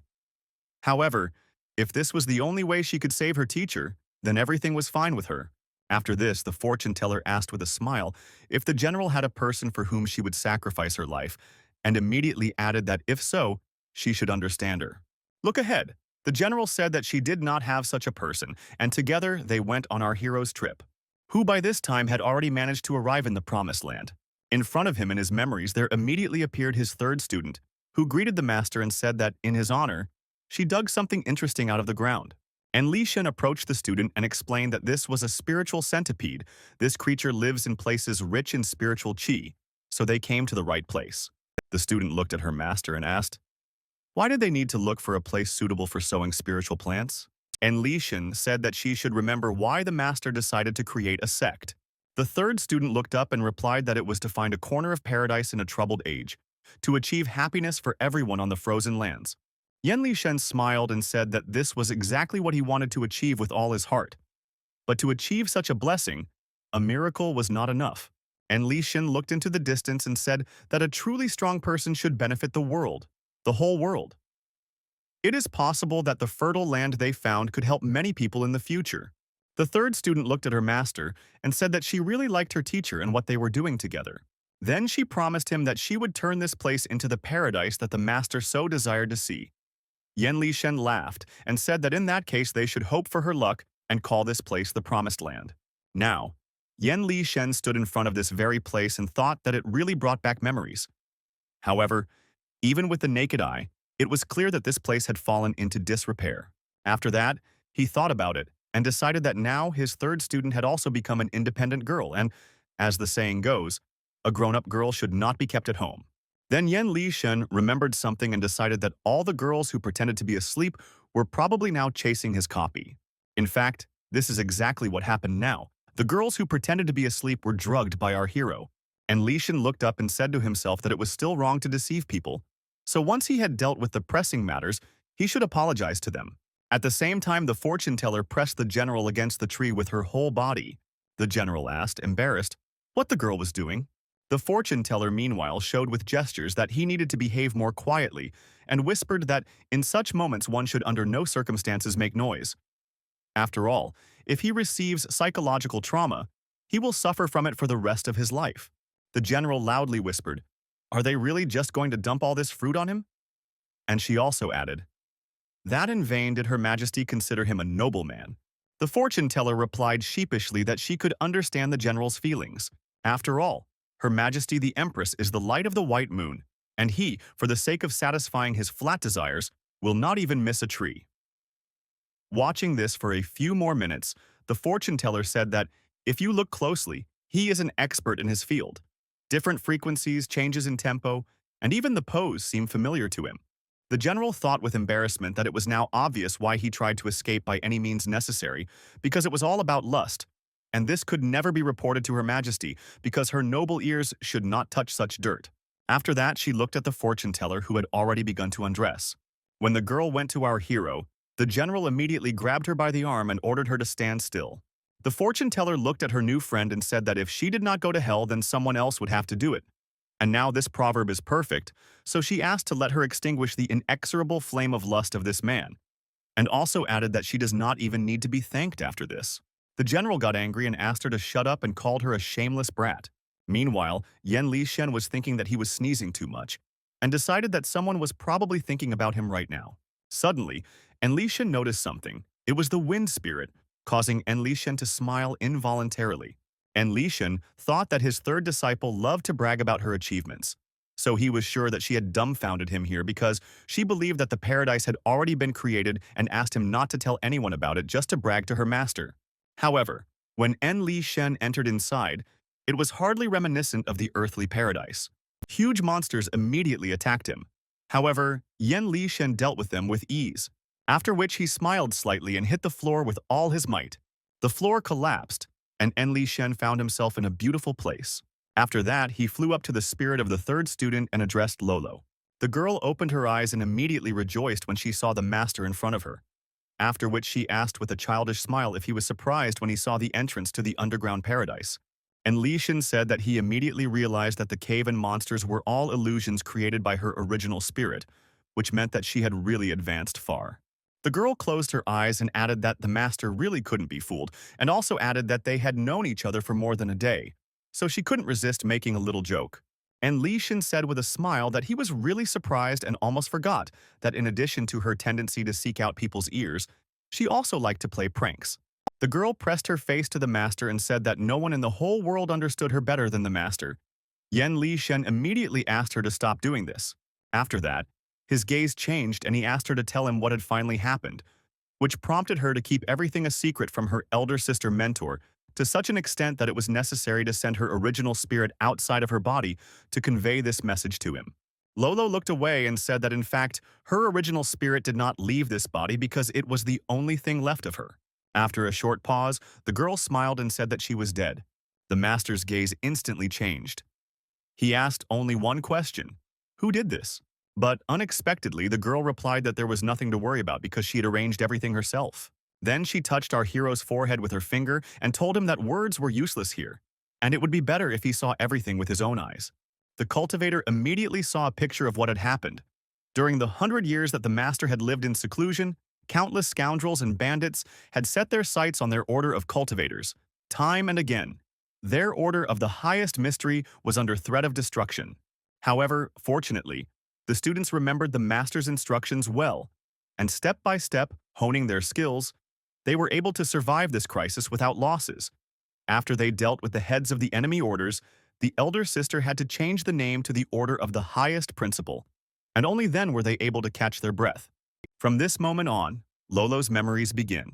10 years after the name change, the Empress suddenly approached the girl and said that all the insignificant rats who showed disrespect to their order were destroyed, and also added that with the elder sister in power, they only had to wait for the return of the master. And that is why the Empress does not understand why Lolo wants to leave. Lolo gave her sister a mischievous smile and replied that her sister was too bossy and wouldn't even let her go down and play in the field. She also added that everything is fine, and the older sister does not need to worry because caring for the beard does not fall only on her. After these words of Lolo, inside she changed in front of her sister. However, the great soothsayer revealed to her that the master's seclusion and the fact that their order had once again become someone's target was all someone's plan. And if the Empress had found out about this, she would have directed all her forces to destroying the enemies. And Lolo didn't want history to repeat itself. So Lolo set out to deal with the impending threat herself. And she lost without even having time to wait for the master. And Li Shen came to his senses, and the girl continued to speak. She said that after that bloody battle, she took the Phoenix Toxin and escaped as Yuan Ying, then created a false body and founded Tianshu City, and gave Zhang Kong the task of waiting for the master to reincarnate. Finally, the girl added with a smile that she was very glad that Yan Li Shen returned so quickly, because her spirit form would not have lasted even 3 years. After listening to this whole story, Yan Li Shen said that she could no longer worry, and he would make a new vessel for her, a more durable one. Then Yan Li Shen smiled and said that he would use the master's mind, the upper dantian. Lolo was embarrassed and called the master the best, but added that it would be much more difficult than he thought. After that, she stroked her teacher and added that even though she was essentially a spirit, she was still a spellcaster at the first level of the life and death stage. And Li Shen looked at her in surprise, because these words meant that Lo Luo's level of development was even higher than his. On the continent, the path of self-improvement is divided into 6 stages and 9 trials in each, including purification, strengthening, foundation, the birth of divinity, the creation of divinity, and finally the stage of life and death.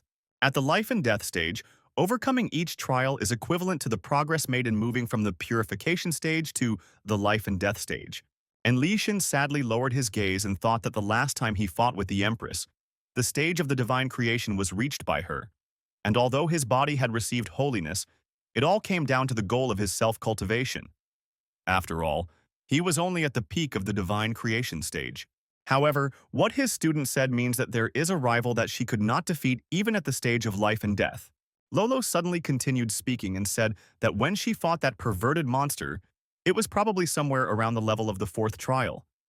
And after escaping in spirit form, she assumed that she would be able to restore her body. But after countless attempts, nothing worked. After all these words, she asked what the master was going to do after 100 years of seclusion. And Li Shen smiled and asked, "Is she afraid that he will lose?" He had time to think that, although he had not advanced beyond the 5th stage, he had become a saint in the flesh and could confront an opponent who was at the 4th trial of the next stage. The girl laughed and said that she knew that the master would want to fight this monster face to face. However, a victory by a small margin is still a defeat. After that, Yan Li Shen said that Lolo understood everything correctly, and Lolo stuck out her tongue, which was covered with glass. The girl sheepishly said that this was the reason why she stayed here. This ice silkworm is a golden core that she created using the priceless ingredients collected throughout her entire life. If En Li Shen uses it, she will immediately break through to the next stage and it will increase by 5 points his chances of winning. After a short pause, Yan Li Shen said that she was lying again. After all, having such a wonderful pill, she could use it herself, even being just a soul. If she goes through the last stage with it, that is, her restoration of the physical body will become much higher and, moreover, this golden core, according to her, consists of ingredients that they grew here 100 years ago. However, these herbs have no effect. Therefore, there is only one conclusion left. The golden core was made from her spiritual core. When Yan Li Shen said all this, the girl laughed out loud. And then she held back tears of joy and said that this was expected from her teacher. He saw through her this time too. And Li Shen turned around and ordered her to be a good girl and wait here, and to stop worrying about her teacher. Finally, he said that he would return soon. Suddenly, Lolo grabbed the golden core and with her spiritual hand placed it into her teacher. The girl laughed again and said that she had finally managed to catch her master. The core began to be sucked into his body, and Li Shen immediately started shouting for her to take her own golden core back. However, it was too late. Lolo was dissolving and turning into emptiness. She asked to say hello to her older sister, and these were her last words. Standing in the middle of the collapsing dungeon, Yan Li Shen looked at the core that she left behind and thought about how she had been supporting the Promised Land all this time by herself. Looking at this core, Yen Li Shin said that he wanted to borrow her luck, but he never wanted her to force herself to act like this. And Li Shin opened his heavenly book and placed the dying soul of Lo Luo, after which he added that now she herself would be able to greet her older sister. Inside, Yen Li Shen was thinking that the heavenly book could support the inner soul, and if he kept Lo Luo in it, her soul would never dissipate. After sealing her soul, Yen Li Shen said that it was time for them to take a walk, and he would like to visit their genius. The fortune teller and the general who were at the weapons, they understood what was happening and why the earth was shaking so much. After that, they looked at our hero who turned out to be bait and understood everything. The general shouted that she felt a very strong surge of energy in the southern direction and grabbed her blade. She bit her lip and explained that someone had made a breakthrough, and that this was a significant stage. Suddenly, she noticed that the fortune teller had fallen to the ground and asked what had happened. The fortune teller said that everything was fine, but inside she knew that there could be no mistake, because her core only reacted like that when it sensed someone with the body of Saint Yang. And if she cultivated with someone like that who also made a breakthrough, then Danya Tian's strength would also be improved, if now this was the best chance she had. The general leaned over and asked, "Did she really treat her poorly?" The fortune teller was surprised that the general was worried about her. However, she immediately decided that this was all because she served the empress, and if she left the fortune teller and decided to find this cultivator herself, she would not be able to report. However, the fortune teller still cannot give up her goal. It slowly rose and cast its most powerful spell. Dozens of talismans entangled the general's body, sealing her in that place. Then, the fortune teller said that today she would go for the man whom the empress's gaze fell upon, because he is a rare body consecrated by Saint Yang, who has not been seen by you for 100 years. And today, she will finally be able to replenish her master's internal pill and prolong her life. The fortune teller approached the general and asked him to understand the situation and get out of the way. However, the general immediately destroyed this seal with a few movements. Then she asked, did the fortune teller really think she could defeat her? And finally, the general pointed her blade at her and said that if she behaved decently and did not interfere in the affairs of Her Majesty, then perhaps they would turn a blind eye to her stupid aspirations. However, this is impossible if she is going to go against the rules. The general then put her blade to the fortune teller's neck, and she asked, "Is it really the master who taught her this, after all these conversations? Is it really true that she still relies on someone else to do everything for her?" And she said that this is typical behavior for worthless people to resort to such methods. Immediately after this, the fortune teller grabbed the blade with her bare hands and demanded that the general take back her words. After all, her personal insignificance does not apply to her master. The fortune teller jumped back and released all her spiritual powers in order to immobilize the general. The fortune teller raised her hands, explaining that the general would now rest for a while in her earth spirit formation. The general couldn't believe that this girl was capable of stealing other people's technology. The fortune teller turned around and said that the formation of the earth spirit breaks their blood contract and can only be dispelled by a spellcaster, and only someone who is in the stage of life and death can remove it by force. The fortune teller also said that she understood perfectly well that the combat training of generals is 10 times superior to all others, so the gate information is just sleight of hand, and she bet on her disgust for such methods. Meanwhile, the general said that the fortune teller is a liar and a fraud. Turning around, the fortune teller said that she had never lied to her, and precisely because she was one of the helpless, she had to rely on such cheap tactics, and since the master was not nearby, she had to figure everything out herself and it had nothing to do with her. After which the fortune teller flew away with thoughts that she would like to put her life on the line and give everything she has to ensure safety for her master. However, there is only one way out, and she has no other choice but to resort to such methods, because she has already done everything she could. But step by step she believes that she will definitely be able to save her master, and it does not matter what kind of dirt she has to get her hands dirty in. While she was thinking about this, the essence of an unknown deity suddenly appeared before her.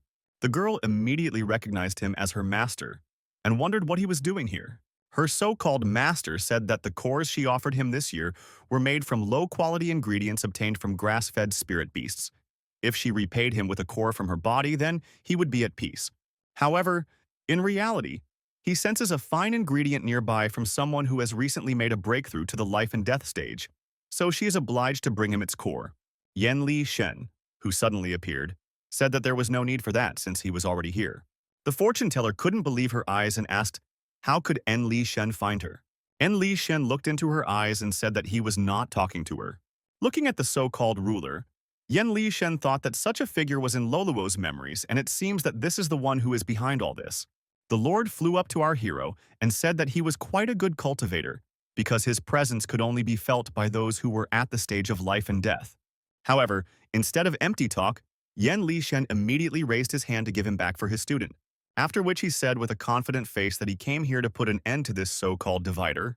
The Lord laughed and said that he loved bold ingredients, after which they entered into a duel. The fortune teller watched what was happening and could not believe that Yen Li Shen could hurt the projection of this person. During the fight, Yen Li Shen asked this monster if he was the one who harmed Lolo. However, instead, the overlord shouted that Yen Li Shen was simply overheated and did not recognize the keeper of the gates of happiness and sorrow before him, for which he would soon pay very dearly, and acknowledged his superiority. After which the lords pressed our hero between their palms and said that despite the fact that he managed to break through to the stage of life and death, his body is still mortal. However, he still recognizes his strength. Immediately after saying these words, Yang Li Shen used his strength to destroy his palms and free himself, to everyone's surprise. And Li Shen said that he was not interested in fighting the projection and ordered this filthy god to summon his real body. And Li Shen swung his fist and said that he didn't care that there was a deity in front of him. If anyone laid a finger on his disciples, he would personally deal with that deity. Immediately after these words, Yen Li Shen finished off the deity with one blow, and he grabbed the core of this projection. The Lord said that he finally remembered, a long time ago he seemed to have crushed some bug, and now he sees how En Li Shen presents you and notices some similarities. Dying, the projection laughed and said that that bug was at the first level of the life and death stage, and he crushed it. So even if it escaped as a spiritual embryo, it would never gain a physical body. The projection of the majority said that En Li Shen would experience the same fate, but immediately after that, En Li Shen crushed this projection. En Li Shen looked at his hand, saying that these were rather cruel words for someone who ran away so quickly. And since there was no need to hurry, Yen Li Shen freed the fortune teller and the general. The general couldn't believe that after everything that the fortune teller, En Li Shen, had done, she wanted them to just let her go like that.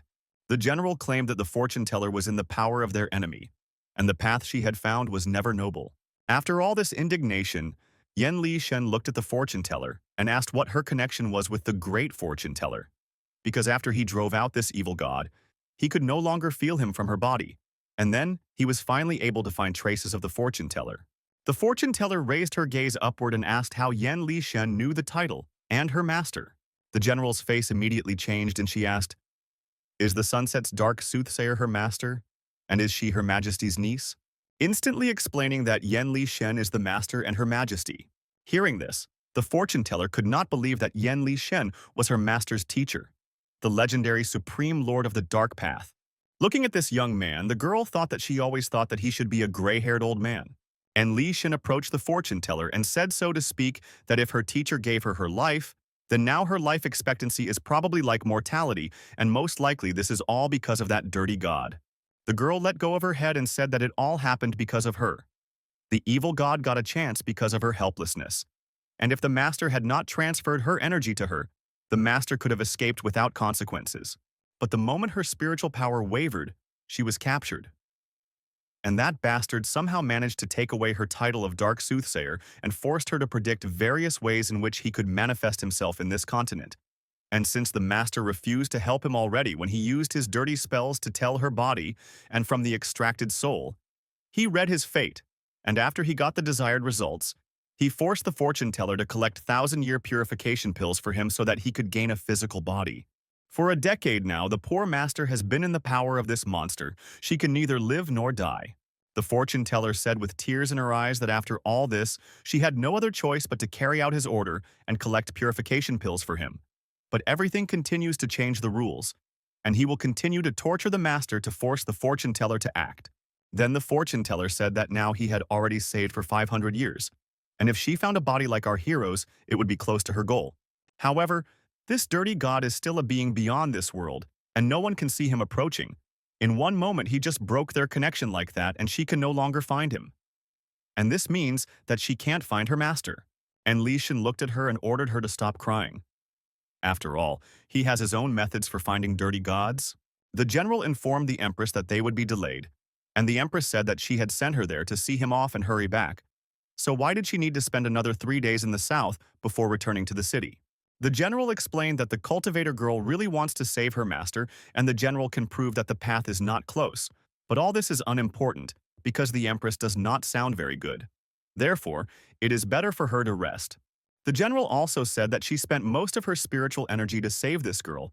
If she tries to read her thoughts, she will damage her physical body. The Empress was a little surprised and asked, did they really encounter any difficulties? And also, having the technology that they have at their disposal, they can get anywhere in a day and a half, but not in 3. So the general must tell the truth. The general was silent for a few seconds and said that the Lord said that on the south coast you can find a rare flower, bin, beautiful and red. And this flower grows underground in the abyss of death. It is difficult to get, but it suits the Empress. These were the words of the Lord. The Empress replied that it would be simply the perfect decoration for the wedding. When they finished talking, the general thought sadly about how she had promised not to lie to her. However, she had not kept her word. But now the forefather of the Crimson Rivers was closely watching the city of the sect of the highest principle. So the Empress should not be distracted by anything. And they should leave the dark soothsayer to the Lord, because he seemed to say that he had some special method. And Li Shen looked at the girls and said that during their battle, he introduced his energy into his projection, so now God will not be able to hide. The fortune teller sadly replied that he did not belong to the 5 elements, and also if they could find him going beyond the 5 elements, who is the so-called beyond, meaning without reason or desire, a vague area without form. And on the continent, even the most powerful cultivator would have to at least abandon his physical body before he could enter this state. The fortune teller also explained that the reason why she had previously entered instead of beyond the 5 elements was because the vile god had used his energy to hide her 5 senses, and she had secretly calculated that the energy could only be enlightened by those who were above the 3rd level of the life and death stage. General, I thought with sadness that the Lord, even after the breakthrough, was still only at the 1st level. But suddenly, Yen Lishan said that there was no need to worry and entangled their bodies with golden threads. The girls did not immediately understand what Yen Lishan was doing. However, after a few minutes, they realized that this was simply an energy inversion, and Li Shen making their energy even more chaotic. And at the same time, it gives them incredible pleasure. After a few more minutes, the man was with his fingers and said that everything was ready. And without them, that the energy of the cultivator is connected with the 5 elements, and he changed the direction of the flow of their energy so that they conflict with each other, and after the violation of the 5 elements, they can be called 0. The general could not believe that Yen Lishan was capable of changing the direction of the energy of a still living person, and the fortune teller thought that this was no different from an immortal changing his fate against the heavens. However, the girl decided that surprisingly there was no time now, and stepped forward with the words that now there was no way to lose a single second, because one more moment of delay meant that the master would suffer even more. The fortune teller took a few more steps forward and said that they were now showing the way. However, unexpectedly, Yen Lishan stopped her and said that there was something more important now. Meanwhile, the evil god was outside the 5 elements, apologizing for the hero hurting him by daring to impose a restriction on his project. God thought that in order to save his master, the little bug would definitely try to start pair cultivation with this brat. However, this is all a waste of time. Suddenly, God noticed something. Right in his domain was Yen Lishan, and Lishan covered his nose and said, "It's no wonder the god ran away so quickly because he smells like old junk." God was surprised because he expected that En Lishan, who was only at the 1st level, would be so fast, but he did not show his surprise and asked who En Lishan thought he was. Then the evil god appeared before our hero and said that being part of the body of a deity would be much better than being a cultivator. But despite this proposal, Yen Lishan refused and said that he still needed close disciples, and if the evil deity bowed 800 times, then he would accept his disciples. Because of these words, the deity became angry and tried to attack our hero, who easily grabbed this spiritual energy. However, this was just a trick, and God was already preparing to eat our hero. Meanwhile, Yen Lishan was thinking that the 2 girls should now be safely away from their battle. Let's go back a little to when Yen Lishan said that there was a more important matter. The fortune teller could not believe that he said that and asked, "What could be more important than saving her master?" En Lishan replied that it was precisely for this reason that they should not rush. After all, the dirty god came here in search of the elixir of longevity, so he expected that the fortune teller would be next to the ruler of the dark path. And if he gets it, it will only be to his advantage, and on the other hand, he can also use this time to regain strength and return. But even if he has a great fortune teller in his hands, Yan Li Shen is going to maintain his principles. The general came a little closer and asked the Dark Lord to tell her directly what needed to be done. And Li Shen turned around and looked at the girls, instantly answering that they needed to create a diversion when they broke in beyond the 5 elements. They needed to immediately split into 2 groups, and the girls would have to release the great fortune teller while En Li Shen would hold back the vile god by restraining him. However, there is one problem. Due to the difference in their power levels, the girls will be in more danger than Yan Li Shen. After all, En Li Shen eliminated the 5 elements and disrupted their energy flow, so that means they can no longer use magic, and the only variable is the amount of time it takes to escape. The fortune teller immediately said in a confident tone that she was ready to do anything to save her master, dead or alive. And Li Shen said that in that case they would do so. And he used his energy to create some cores, explaining that they should use it when they cope. And he will immediately end the battle and join them. And finally, the 3 of them set off to save the great fortune teller. Now they were moving forward in this strange dimension, and the fortune teller was saying that unfortunately her talisman could not glow brighter without additional spells. The general held onto her blade and asked the fortune teller if she was sure that they were going the right way. After all, when she set up the formation and entered the place beyond the 5 elements, she caught a glimpse of the dirty god being where everything was white and white. The fortune teller responded that she had walked here 100 times and would never get confused, where everything was white. It was just an illusion that monster himself had created. In fact, that place was no different from this dirt around. I didn't stop to predict anything, and asked the general to be silent. Then she announced that they had finally arrived. The general immediately asked who this huge monster was, and the fortune teller replied that it was the so-called guardian of the dirty god, and if you come closer than 3 meters, he will eat you, and not even leave bones. And also the master is right now behind this thing, and judging by its appearance, he should have a wide field of vision. The general immediately thought that without magic, it would be difficult to kill him with her speed and one blow. After all, he can notify the dirty side about them and hinder the Lord of the Dark Path. But suddenly the fortune teller rushed forward. The general ran up with her and shouted, asking what she had just done. The fortune teller replied that it had done nothing and explained that this guard had a fierce nature and good eyesight. However, he had a fatal flaw. Every 30 breaths he closed his eye to rest, and this was their chance to get through. A few seconds later, she also added that there was a small door ahead and they needed to go in there. And she also added that they needed to close their eyes when they passed through that door, otherwise the mechanism would blind them. And she also said that there was a ghost lamp 1.5 meters from the door. She needed to take it, otherwise wandering spirits would haunt her. The general was surprised at the same time. Did the weak girl really always do this? Over and over again, I avoided the trap and remembered the tricks of each stage just to see my master. The general wondered if she were in her place. Would she be able to endure all this and remain calm as a fortune teller? Finally, after all the traps, the girls got home. The fortune teller wiped away her tears and said that the dirty god was mad and thought that no one could pass through the labyrinth and save the great fortune teller. And therefore, there was no longer any protection here. The general looked at the body of the great fortune teller, while the pink-haired one said that if they removed the trance nail from the master's body and cut the iron chain, they would finally be able to save her. But suddenly, the general said that it smelled too bad here. The general explained that the great fortune teller smelled of a soul-tearing negativity. She was entangled in her energy and was difficult to unravel. She could connect the caster and the recipient, and if the thread broke, then not only would the recipient die, but the caster would also immediately find out about it.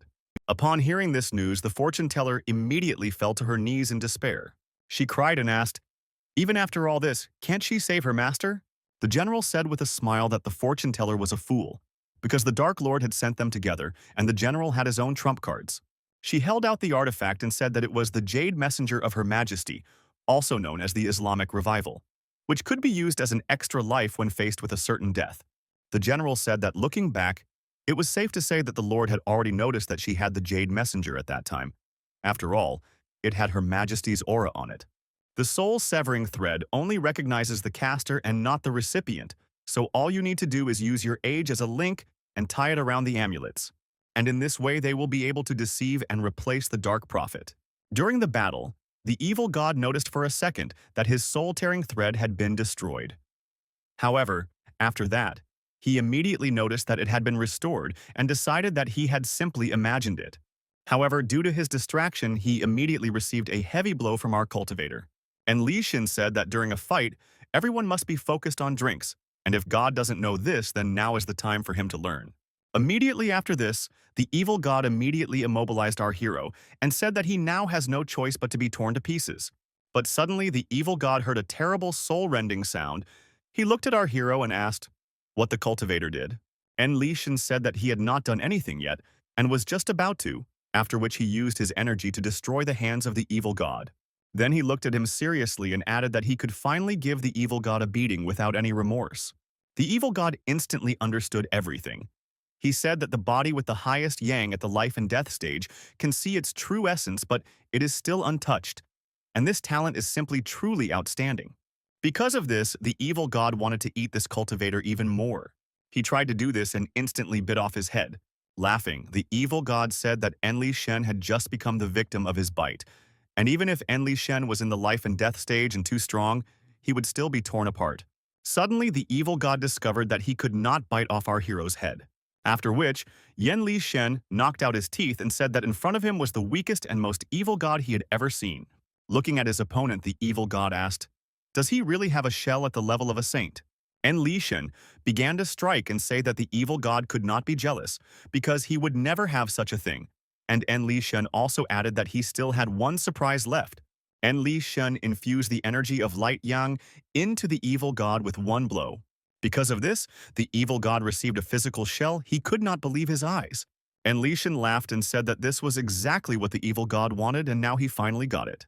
The evil god realized that he would no longer be able to use his spirit to escape from here, and began to run away on his own feet, while thinking that this puppy was able to create a physical body for him with his bare hands. However, if someone possesses him together beyond the 5 elements, then he disappears. Therefore, he needs to get out of here as soon as possible. But this was not destined to come true. Yen Li Shen chained the evil god.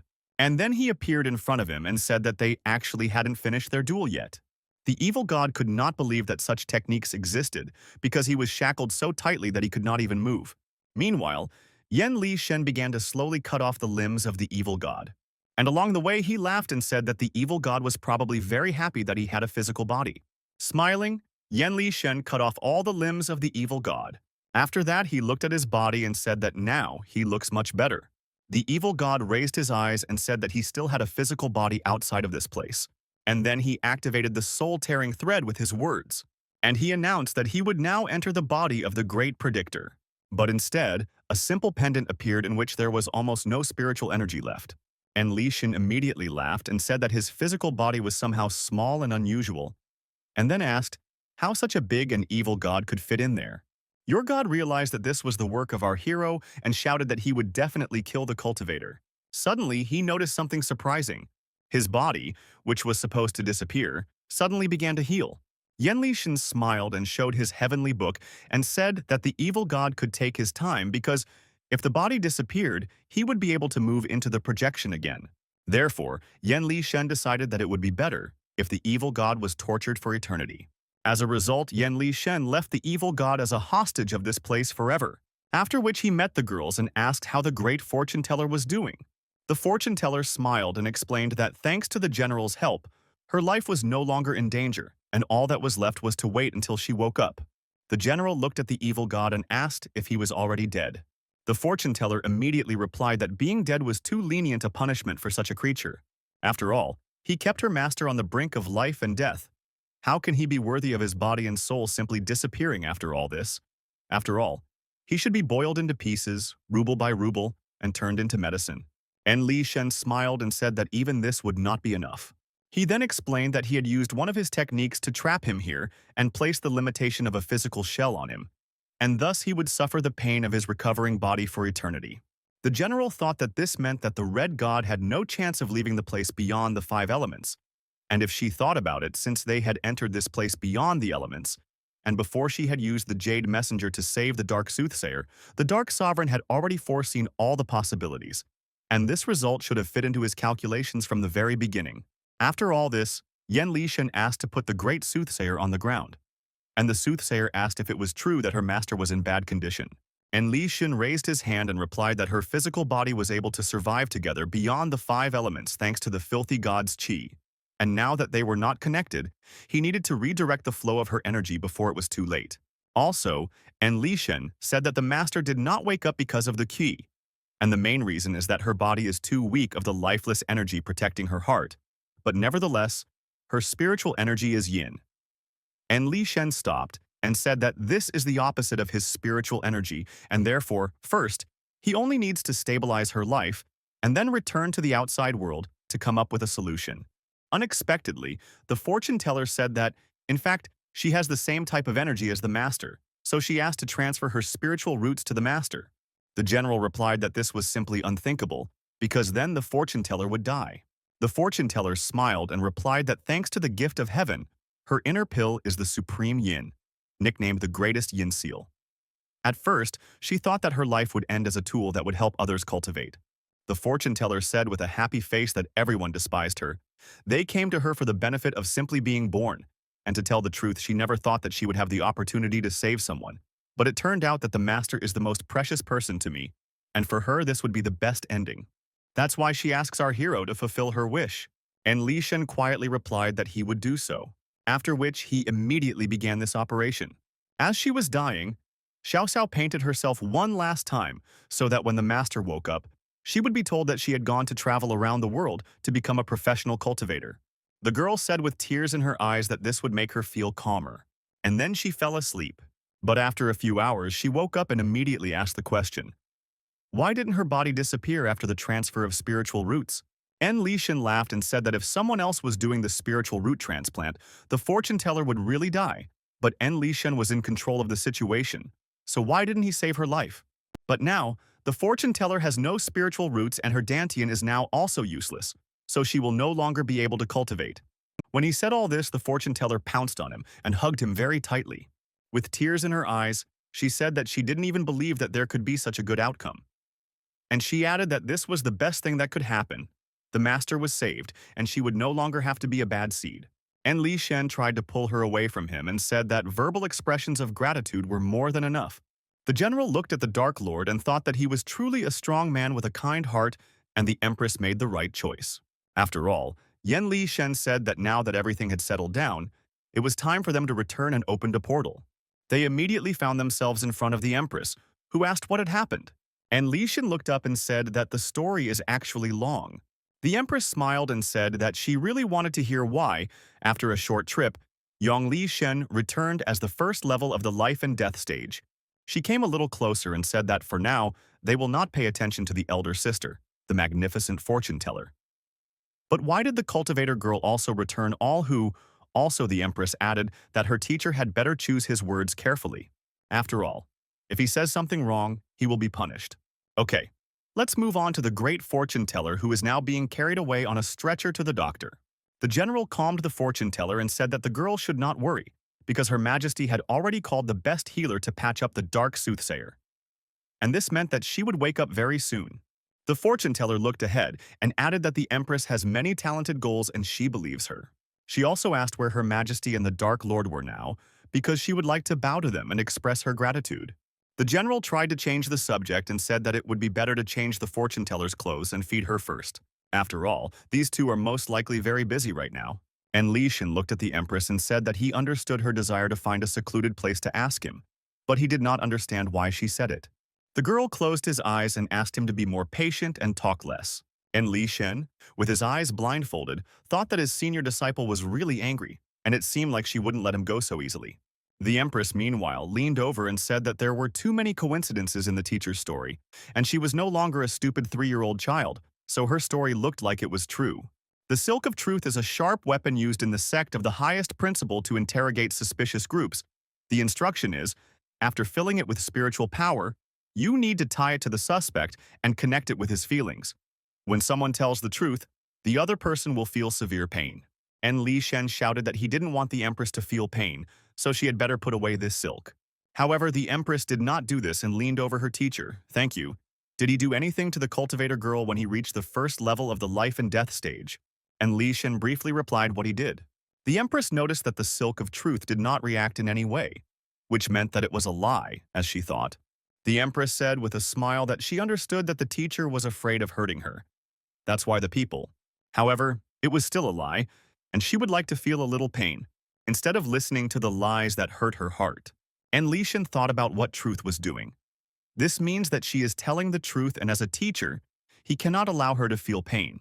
The Empress pressed herself against her teacher's body and asked, "Did Yang Li Shen save her because he cared about the cultivator's girl?" And Li Shen replied that this was indeed the case. The Empress immediately thought that she no longer felt, which meant that the teacher was more concerned about the girl he always brought. She hugged her teacher and pushed him to the ground. And then she asked, "Did the teacher really develop feelings for the girl he brought to the sect?" And Li Shen immediately shouted that the Empress had misunderstood him and that everything was wrong, because of which the Empress experienced pain. And Li Shen realized that he had just accidentally told the truth and hurt her, which meant that this could not continue and he needed to get out of this mess. But having received a portion of pain, the Empress with a blissful face said that she was incredibly happy. And Li Shen felt pain and realized that the Empress was truly happy. However, he did not understand why she was happy that he had no feelings for another woman. Finally, the Empress came as close as possible to him and asked if Yan Li Shen wanted to spend the night together. Because of such a strange question, Yan Li Shen was stunned. He really couldn't understand what she was talking about. Noticing his expression, the Empress moved a little closer and asked him to stop pretending.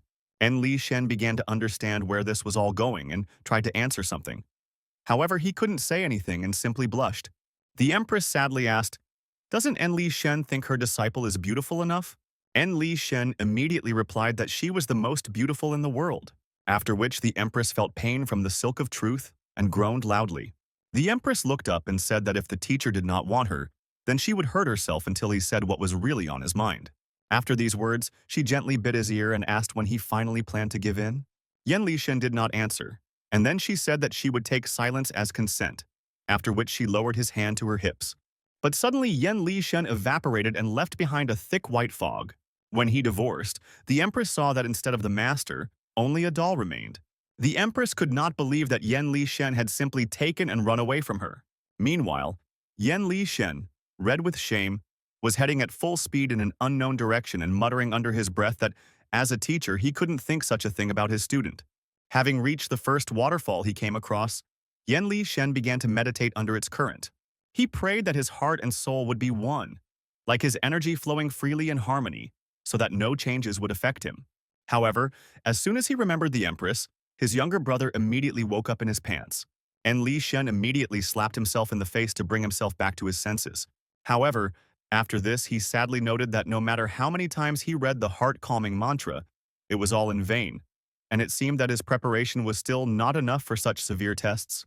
Because of this, he remembered the old days, when the Empress was such a shoemaker as a child that it was scary. But her heart was in the right place and she never fought in vain and quietly followed her older sisters.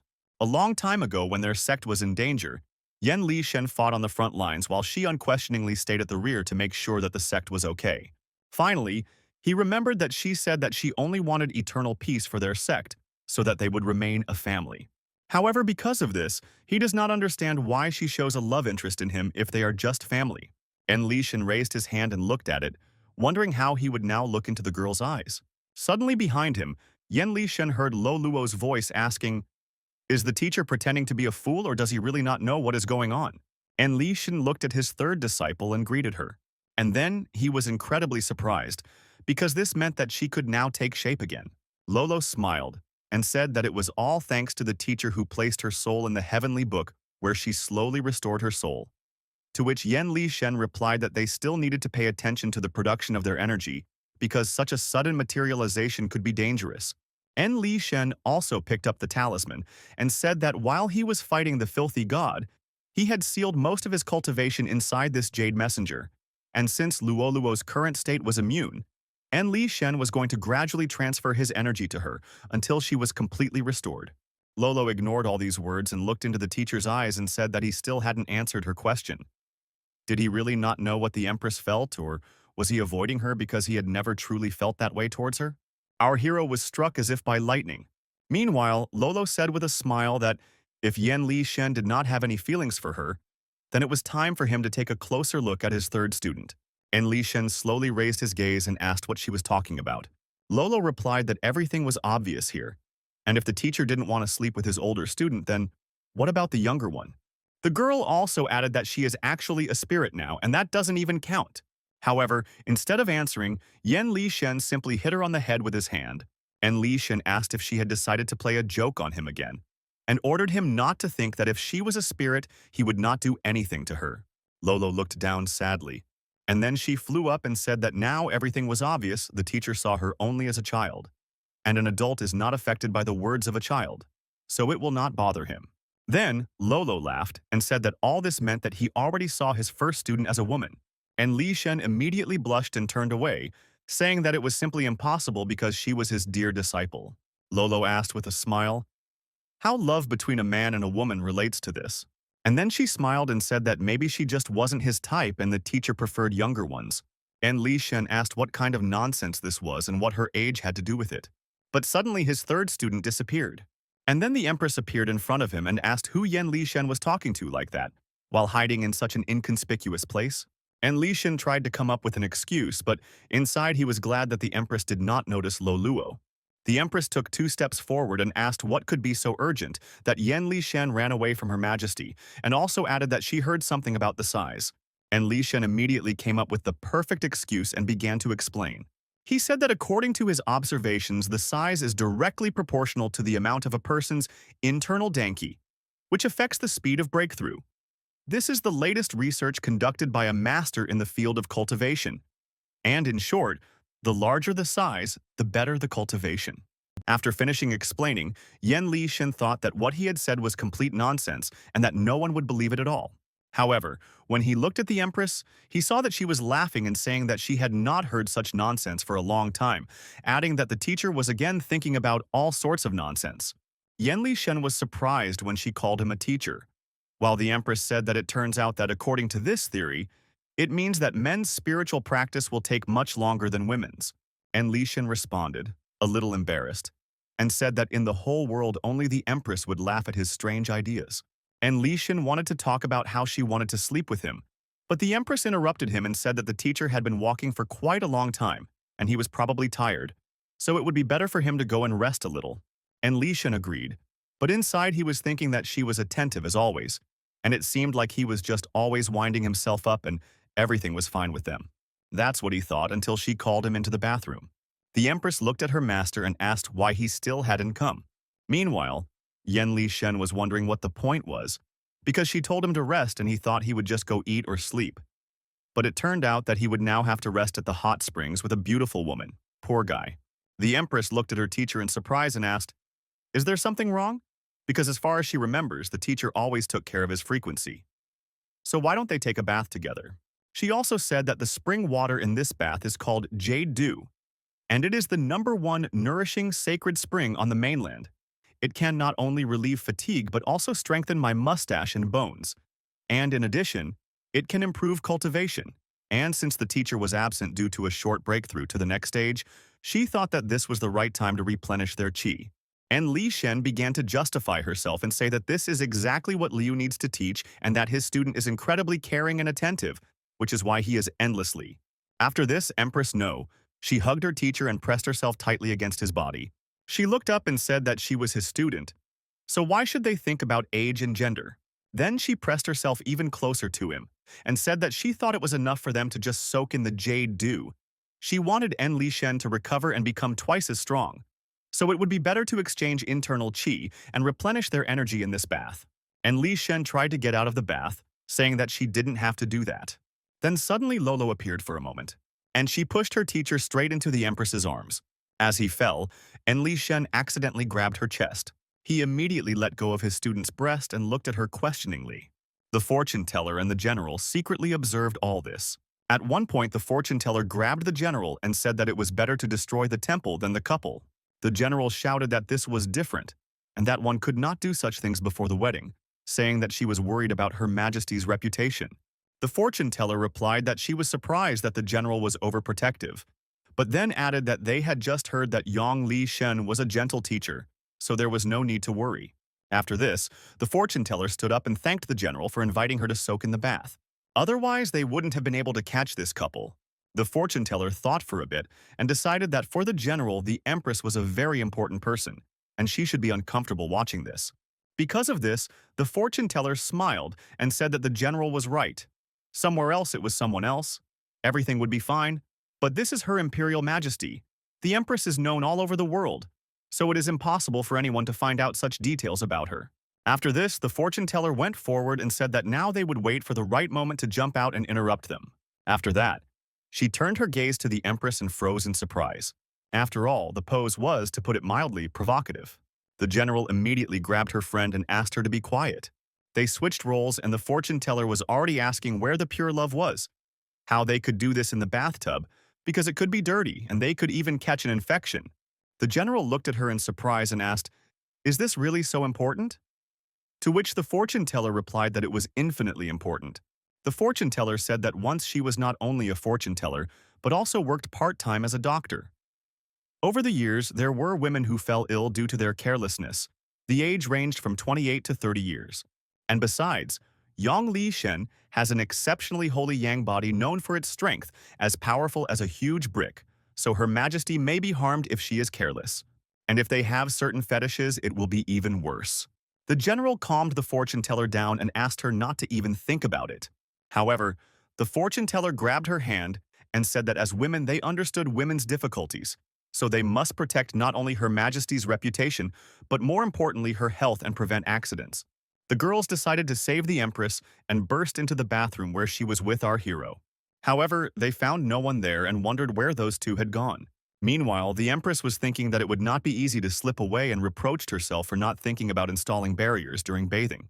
However, after that, she slowly raised her eyes and said that fortunately, she used her invisibility spell in time, so they could now continue calmly. But when she looked up, she saw that there was a doll in front of her again and the teacher had run away. Meanwhile, Yan Li Shen was running away from the palace at full speed and thought that it was very close. And Li Shen went to the outer city.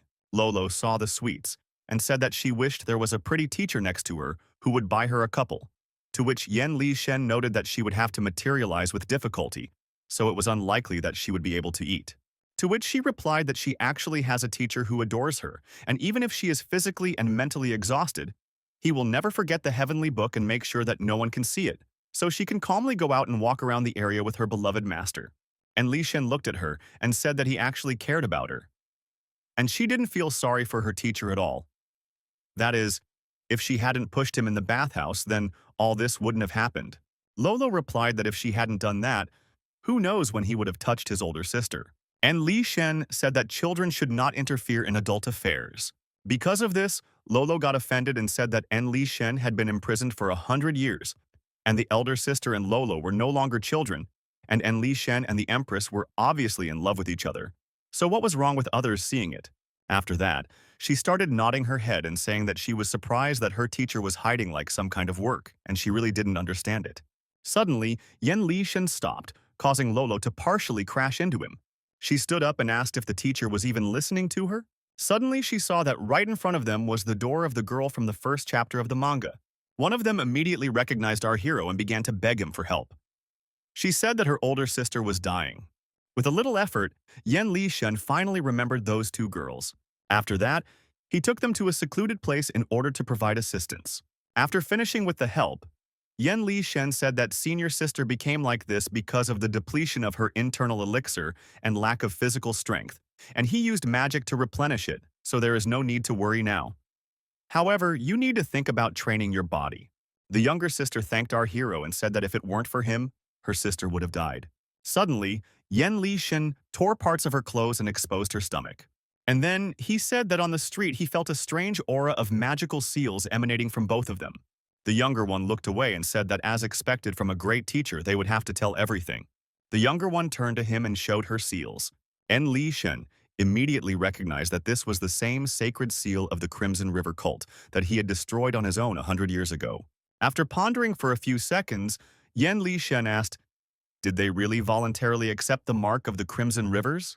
The younger one replied that she and her sister would never do such a thing. After all, they belonged to the 100 Flowers faction, and they swore to their ancestors that they would never betray or leave their sect. Yan Li Shen asked him if it had already been summer since personal revenge, to which she replied that it was impossible because it was the first time she and her sister descended from the mountain. Lolo said that she didn't see anything like that, and it's all pretty strange. After all, they just turned to the outer city, and perhaps these two girls are just spies. And Li Shen thought that these two sisters had shown their faces in front of hundreds of people. And if they were really spies, then why would they return back to the Supreme Origin sect?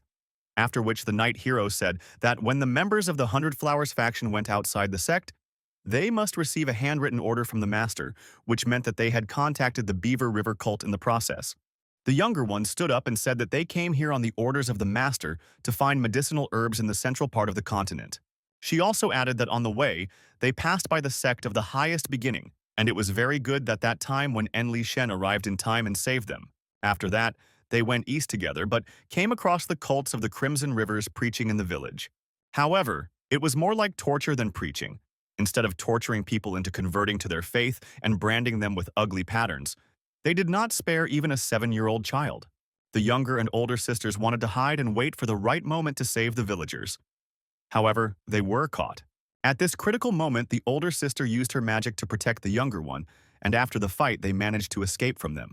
But when they were already safe, they found that the sister had already been marked by the Crimson River's remote control.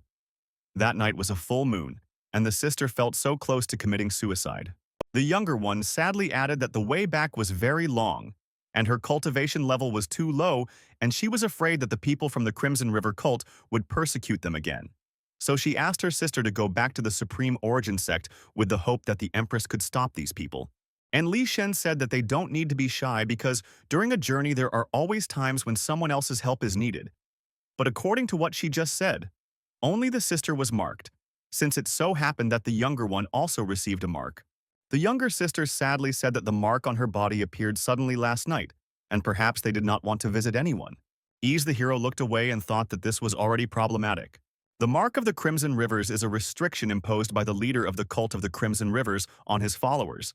Each one who was marked will have their spiritual powers extracted from their physical body and collected in the body of the leader, and the fate of the followers is to be sucked dry or turn into corpses. And to remove the seal, you need to kill the caster. The younger one approached our hero and said that perhaps by the next full moon, he and his sister will suffer from these seals, and last time there was a depletion of spiritual energy. But next time, they can even lose their physical bodies. And if so, then she asks to please take their remains to the Hundred Flowers faction so that they can return and calm down at home.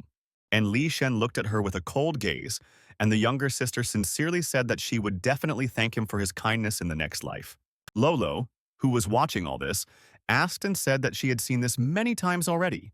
After that, they went away from the city, and along the way the spirit asked, "Does the teacher really want to leave the city to deal with this guy in the red cloak on his own?" Our hero said that of course he plans to do so, because hundreds of years ago the remote control of the Crimson Rivers was already a remote control made of eyes.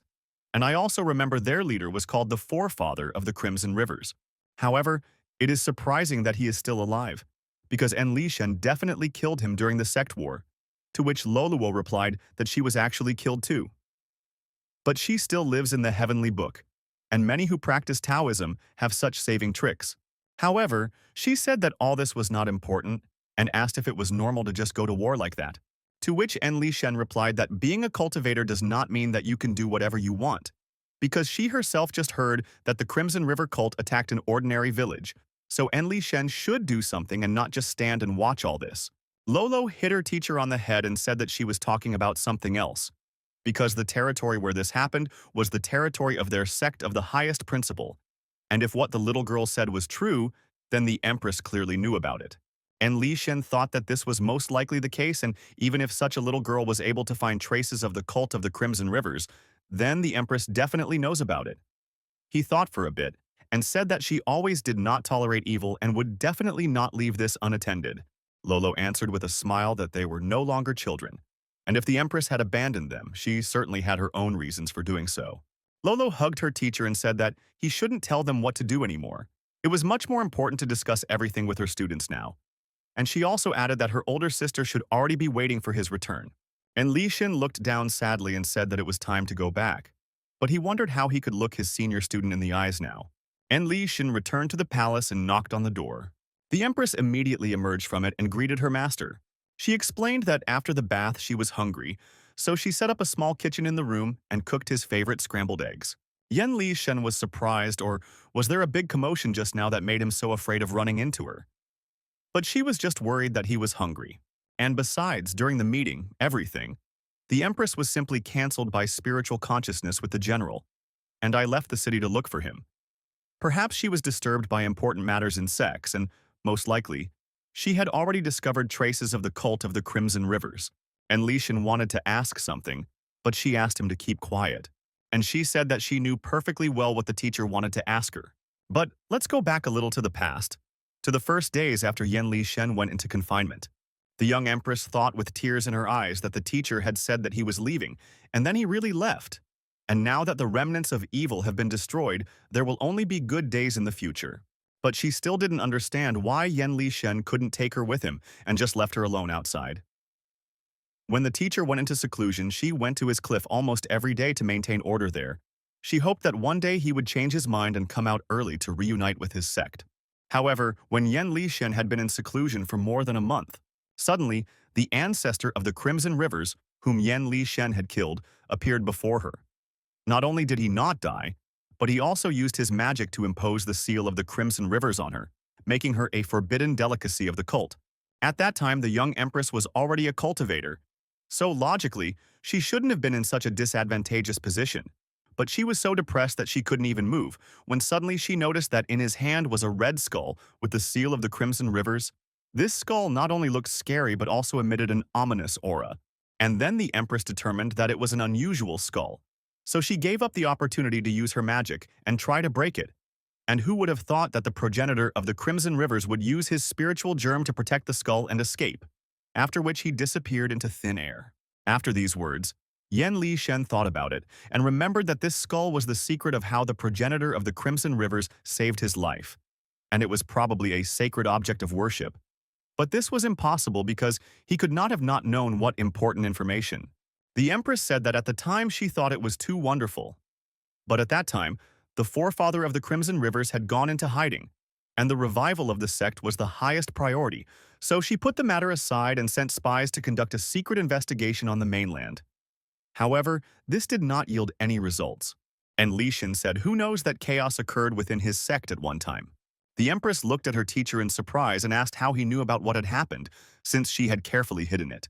And Li Shen thought about what was not hard to guess, and then stood up and said that, in the eyes of this guy who is the head of the cult, the Empress is his favorite disciple and his opponent, so he should kill her as soon as possible. However, he did not do this. Instead, he simply branded her with a seal. And Li Shen explained that he needed such seals in order to collect energy and cultivate. At that moment, he probably wanted to do something secretly, and since he was secretly plotting something, the more chaotic the situation was, the better for him. And given his sinister personality, he should release followers in the Supreme Origin sect to recruit new ones and stun them.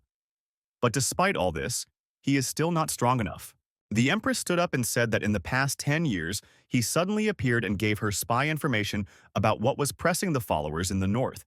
He even killed several glorious generals at the nascent divinity stage, which showed that his strength had greatly increased and he was about to break through the life and death stage. The Empress also added that among the reports there was also news of the death of an innocent person in the higher principal sect, and she personally confirmed that the mark was exactly the same as the pattern on the red skull. When she learned of his intentions, she judged that his cultivation level was not very high, so she sent people to distribute spiritual medicine among the townspeople. And after taking it, symptoms similar to those of the seal appeared, but not in such a severe form. And this could deceive these donkeys. However, they cultivated much faster than we expected, and they figured out her tactics and began attacking the inhabitants to demonstrate their strength. And Li Shen took her hand and said that he understood perfectly well that his student felt only hatred towards this man. The Empress looked into the eyes of her teacher, to which Yen Li Shen replied that he understood her suffering. The progenitor of the Crimson Rivers, cruel and bloodthirsty, but at the same time never faces the enemy face to face if he wants to hide, and no one will find him. Therefore, if they launched an attack right now, then killing the cult followers inside would inevitably cause panic among the people, making the situation even more chaotic, and this would make it difficult for their criminals. He spread this news to attract the Empress's attention and shake the hearts of the people, hoping that she would be stunned and lose her possession. and then he would take the opportunity to attack with one blow. And also, if he focuses on the front lines for fifth, he will also be able to gather more followers. And this is really a cunning plan of just which deserves respect, but only if you are a rat. Then Li Shen averted his gaze and said that if they were not patient, they would definitely fall into his trap, and the Empress's approach was a better choice. This is after which Li Shen asked not to worry, because he would definitely cut off his head and use his blood for this pronunciation. The Empress said that this was so, and now they must capture him and his followers. She then wiped away tears of joy and explained that she had not told her teacher about this before, because she was afraid that he would crush it in a fit of rage, because they are like the locust, hiding behind the villagers and adding fuel to the fire by killing one group in the hopes of destroying the rest. The Empress hugged her teacher and said that now that she knew that they had the same plans, she could remain calm. Li Shen smiled and asked, was the teacher really that reckless in her eyes? Li Shen also said that if he hadn't accidentally met the Flower Sisters, who knows how much time would have passed before they would have talked about it, and added that in the future the Empress is obliged to speak up if something suddenly happens. The Empress's gaze immediately changed and she asked, did the teacher really find the seals on the bodies of these women? She immediately realized that by flowers her teacher meant the 100 Flowers faction, and asked if these were the ladies in white who once helped their sect. To which Li Shen replied that it was not Roshi herself, but simply her disciple. The Empress looked at her teacher and said, does he even remember the name of that woman? Because that means they are on good terms. And Li Shen began to explain that the Empress had misunderstood everything, and that they had simply dueled before, and he had not seen her since leaving the seclusion. The Empress looked at him and said that if this was true, she would not be angry. And Li Shen, with the face of Buddha, said that this was the pure truth. The Empress poked him in the cheek with her finger and said that this time she would believe her teacher, because now they were even, and from now on she would not reveal anything to him. But the teacher also should not hide anything from her. Li Shen smiled at her and said that of course they would continue to cooperate. Willie thought that he was just about to praise her for growing up and becoming smarter. But who knew that she continued to behave like a child? After that, Li Shen sat down at the table and asked what she would do in such a situation, because now she could tell the teacher everything.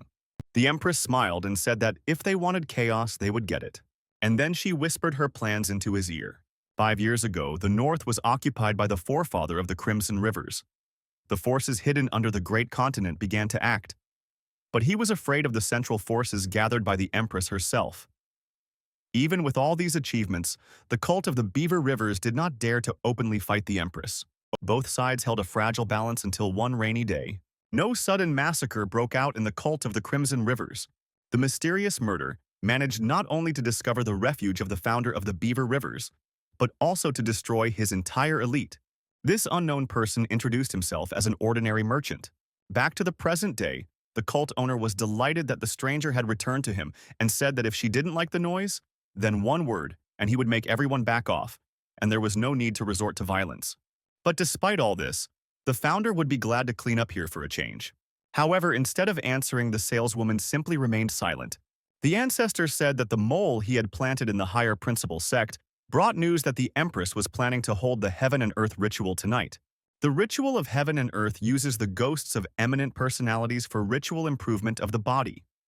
But even one mistake can lead to a change in the direction of the energy flow, which will not only prevent a breakthrough to the next stage, but will also lead to real death. The ancestor stroked his skull and said that the Empress probably planned to get rid of everyone once and for all and settle their grievances, as expected from the tallest woman on the entire continent. But she was in too much of a hurry. The forefather looked at the merchant and said that everything was ready. Only one of the countries was needed. He needed more support that would join the ranks of the effects of the higher principle together with him, so that they themselves would bring him to the city.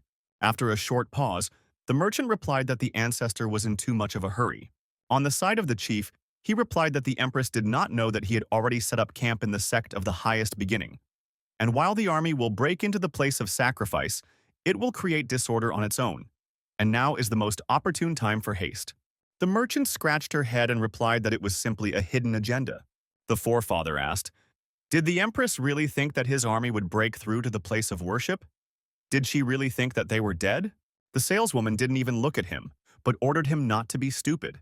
The founder, after a short pause, replied that now everything was clear to him.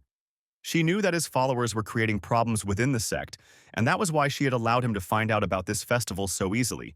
And if the army did not enter the territory, then she would break through. But if the army entered, then she would set up an ambush. The forefather laughed and said that, to the great joy of the lady, he would go forward alone. And at that moment when she breaks through, when her spirit and body are reunited by the ancient gods, but they bear the seal of the side rivers on her, and next to his sects are replenished with a new follower, at that time the entire sect of the highest principle will be under his control and he will not know any worries. The forefather looked at the merchant and said that she would receive the ancient attributes of the empress, and this was a profitable deal for both parties. The ancestor also said that his heart is completely calm, and he is in no way a righteous person. Upon completion of the matter, she will receive ancient attributes as a gift. The merchant looked at him and caused him incredible pain. And the man apologized for being too harsh, but inside he was thinking that if she did not agree, he would be without mercy. And as soon as he took possession of the empress with the stage of life and death, he would order you to fight and then take the merchant to his sect of the Crimson Rivers, in the name of revenge for the blood spilled in his sects. The forefather looked at her and said that the plan had already been made, so they needed to decide when they would set off. The saleswoman immediately took out one of her books and said that they were doing it right now. They were instantly transported to the sect of the highest beginning, and the founder said that he did not expect anything else from her.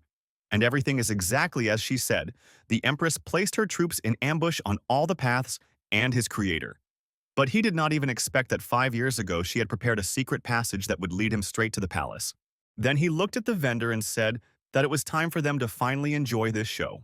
To which she replied that he talks too much. The empress, meanwhile, had already prepared for this ceremony, and looking at her teacher, said that it was time for them to get moving. Then she went out into the street and announced to everyone that the time of great luck had arrived. City residents were surprised at how beautiful the festival turned out to be this year. The little girl asked if it was really New Year's Eve today, to which her mother replied that New Year's Eve is usually celebrated in winter. So the girl looked at her mother in surprise and asked, "Why then no one is going to bed now?" Mom explained that it was because the empress herself had called them. The little girl took a piece of paper and asked, "Will the internet not sleep either?" Mom took her daughter in her arms and said that the empress had prepared so diligently for this day that she had no time to even look. They then went to the palace and prayed together to wish success to the empress. The forefather stood on the roof of one of the houses and said that the altar had already been installed, and many residents began to pronounce their blessings. It seemed that the empress had really decided to conduct the ritual of heaven and earth.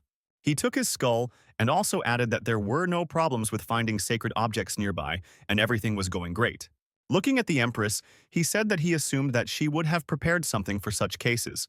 But his worries were in vain, and also said that they also had something to discuss with her after she made a breakthrough to the stage of life and death. The founder turned to his ally, but she had already caught a cold. He said in a dissatisfied tone that it had become too simple, but decided that there was no need to waste energy on her, and it was better to save his breath. After all, as soon as the empress is in his hands, he will be the main one in this deal. Immediately after this, the empress was subjected to his attack. Her gaze and aura immediately changed. Behind her was the progenitor who announced that she had just lost this war. The other guards immediately tried to finish him off. However, the empress stood up to defend him, and immediately after that, crimson marks appeared on the guards. The man declared that they should all call him the Great Ancestor, after which he ordered that they all be marked with the seal of the Crimson Rivers. But immediately after this, the empress fell to the ground. The forefather asked what was happening now, and then he looked at her body and thought that whatever he felt from her, it immediately dissipated. Does this mean that the ritual of heaven and earth was unsuccessful? But this is impossible because he felt from her the energy of someone at the stage of life and death when he branded her with the seal. While he was thinking about this, Yan Li Shen suddenly appeared and pinned him to the wall with one blow. The ancestor immediately recognized who Yan Li Shen was and said that he hated him. After that, he shouted that it was simply impossible, because he was looking for our hero last story and can confirm that nothing was left of his body and soul, so he simply cannot be here. The empress stood up, completely normal, and asked, "What's so impossible about it?" And Li Shen looked at the empress and asked how she was feeling, to which the girl immediately replied that as long as she had a teacher, everything would be fine. However, unfortunately, the same could not be said about her puppet. The man looked at her and said that she was leaving. She was the goal of the ritual, after all. It cannot be that someone at the stage of divinity could create a sauna doll from life and death. And Li Shun exhaled heavily and said that this guy had not changed at all and was still the same fool. After that, Yang Li Shen explained that judging from his personality, the news of the Crimson River troops moving forward was clearly not his doing. If so, then he definitely had other plans in preparation, and in fact, being so determined to immediately grab the throat of the sector of the highest principal was the best option. And considering that the Empress closely monitored her borders, he would have done something to take advantage of her meticulousness. The ancestor expected her to have little or no support as she prepared for the ritual and made her breakthrough, and given how things turned out, their predictions were correct. And Li Shen looked him straight in the eye and said that if the ancestor had been a little more careful and had not rushed to make his move, then perhaps everything would have gone differently. And yet En Li Shen considered the possibility of killing him even earlier. Also, Yen Li Shen said that the ancestor had given himself away even before, when he used his spells for reconnaissance. For someone like him, revealing his cards would only mean that he was absolutely confident in his victory, and at the same time, someone was supporting him. The forefather laughed and said that Yen Li Shen was just a scumbag, and if he declared that his enemies did not change, then the same applies to him, because 100 years ago he stopped all the actions of the Crimson Cult. But still, the chief was able to escape and hide for 1 century. After that, the progenitor activated his ability and said that if Yen Li Shen wanted to know who was supporting him, he would find out about it now. At the very last second, the forefather said that his partner was the king's killer, and behind the empress, the silhouette that we had seen before immediately appeared. However, Yen Li Shen managed to protect his student from this sudden murder. The empress looked at the attacker and asked, "How is this possible?" And Yen Li Shen immediately froze in place. After all, this was his second student, the bloodthirsty Asura. Looking at his second student, Yen Li Shen asked what happened to her. However, instead of answering, she jumped back and covered her face. And the forefather meanwhile laughed and asked, "Did he expect our hero that something like this would happen?" And Li Shen immediately grabbed him with his energy and said that if I, the ancestor, said even one word, then he could say goodbye to his jaw. After this, the second sister tried to kill the empress, but she failed. Then she asked, "Why lie to yourself?" And right after this question, she felt the incredibly heavy aura of the teacher right behind her. He attacked her with only 2 fingers, but she still had a hard time containing his energy. En Li Shen looked at his second disciple and said that by sticking to one of the schools as one family no matter what happened, she should never go against her older sister. The second sister immediately fought back and said that they were very similar. And then she shouted that she was now going to check her blade and launched a mad attack. However, Yen Li Shen fought off her blade and techniques with his bare hands. The empress, meanwhile, begged them to stop, and she screamed that the second sister was lying to herself because right now the teacher was in front of her, after which the second student, as if teleported, pounced on the empress shouting, "That is, if the sister gives it to her, then she will leave." However, Yen Li Shen immediately cut the second disciple into 2 pieces, and her body immediately appeared without a single injury. A few meters away from this blow, Yen Li Shen looked at her and said that she can avoid so her teacher, only thanks to the mirror movement that the teacher gave her. After that, Yen Li Shen hugged the empress and asked, "Why is the second disciple turning her blade against her sect?" The second student covered her right eye and said that hero En Li Shen is not a teacher. En Li Shen instantly appeared right in front of her and said that in that case, they needed to go back to the beginning. She looked back at him and couldn't believe that he could move even faster than before. And then an incredible blow happened. The empress stood and looked at it all. She couldn't understand why it took so many years. Let's go back to when they were still little. The second sister tried to escape from the sect and asked the young empress why they wouldn't let her leave. The empress shouted that the teacher was still alive and that he had simply gone into seclusion, and the second sister should not believe these rumors. After these words, the second sister rushed to the attack and said that this was just a lie because she saw his corpse with her own eyes and she could not be deceived by such words. The empress shouted that this simply could not be because she herself watched as Yen Li Shen went into seclusion, and the second sister was simply deceived, and if she followed them, she would fall into their trap. Second sister said that the empress was simply afraid of the name of the immaculate despot, so she was not going to go and take revenge on the teacher.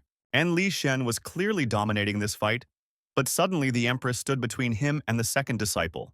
Looking at her teacher, the empress said that she begged to listen to what the second student would say. However, immediately, the cult of the Crimson Rivers attacked her body and captured her. The forefather said with a crazy smile that he had finally succeeded and the empress's power belonged to him.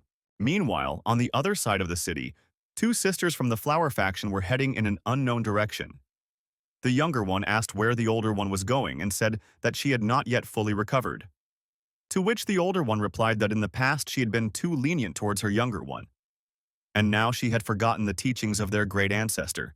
Because after this man saved her, it was impossible to report their mission.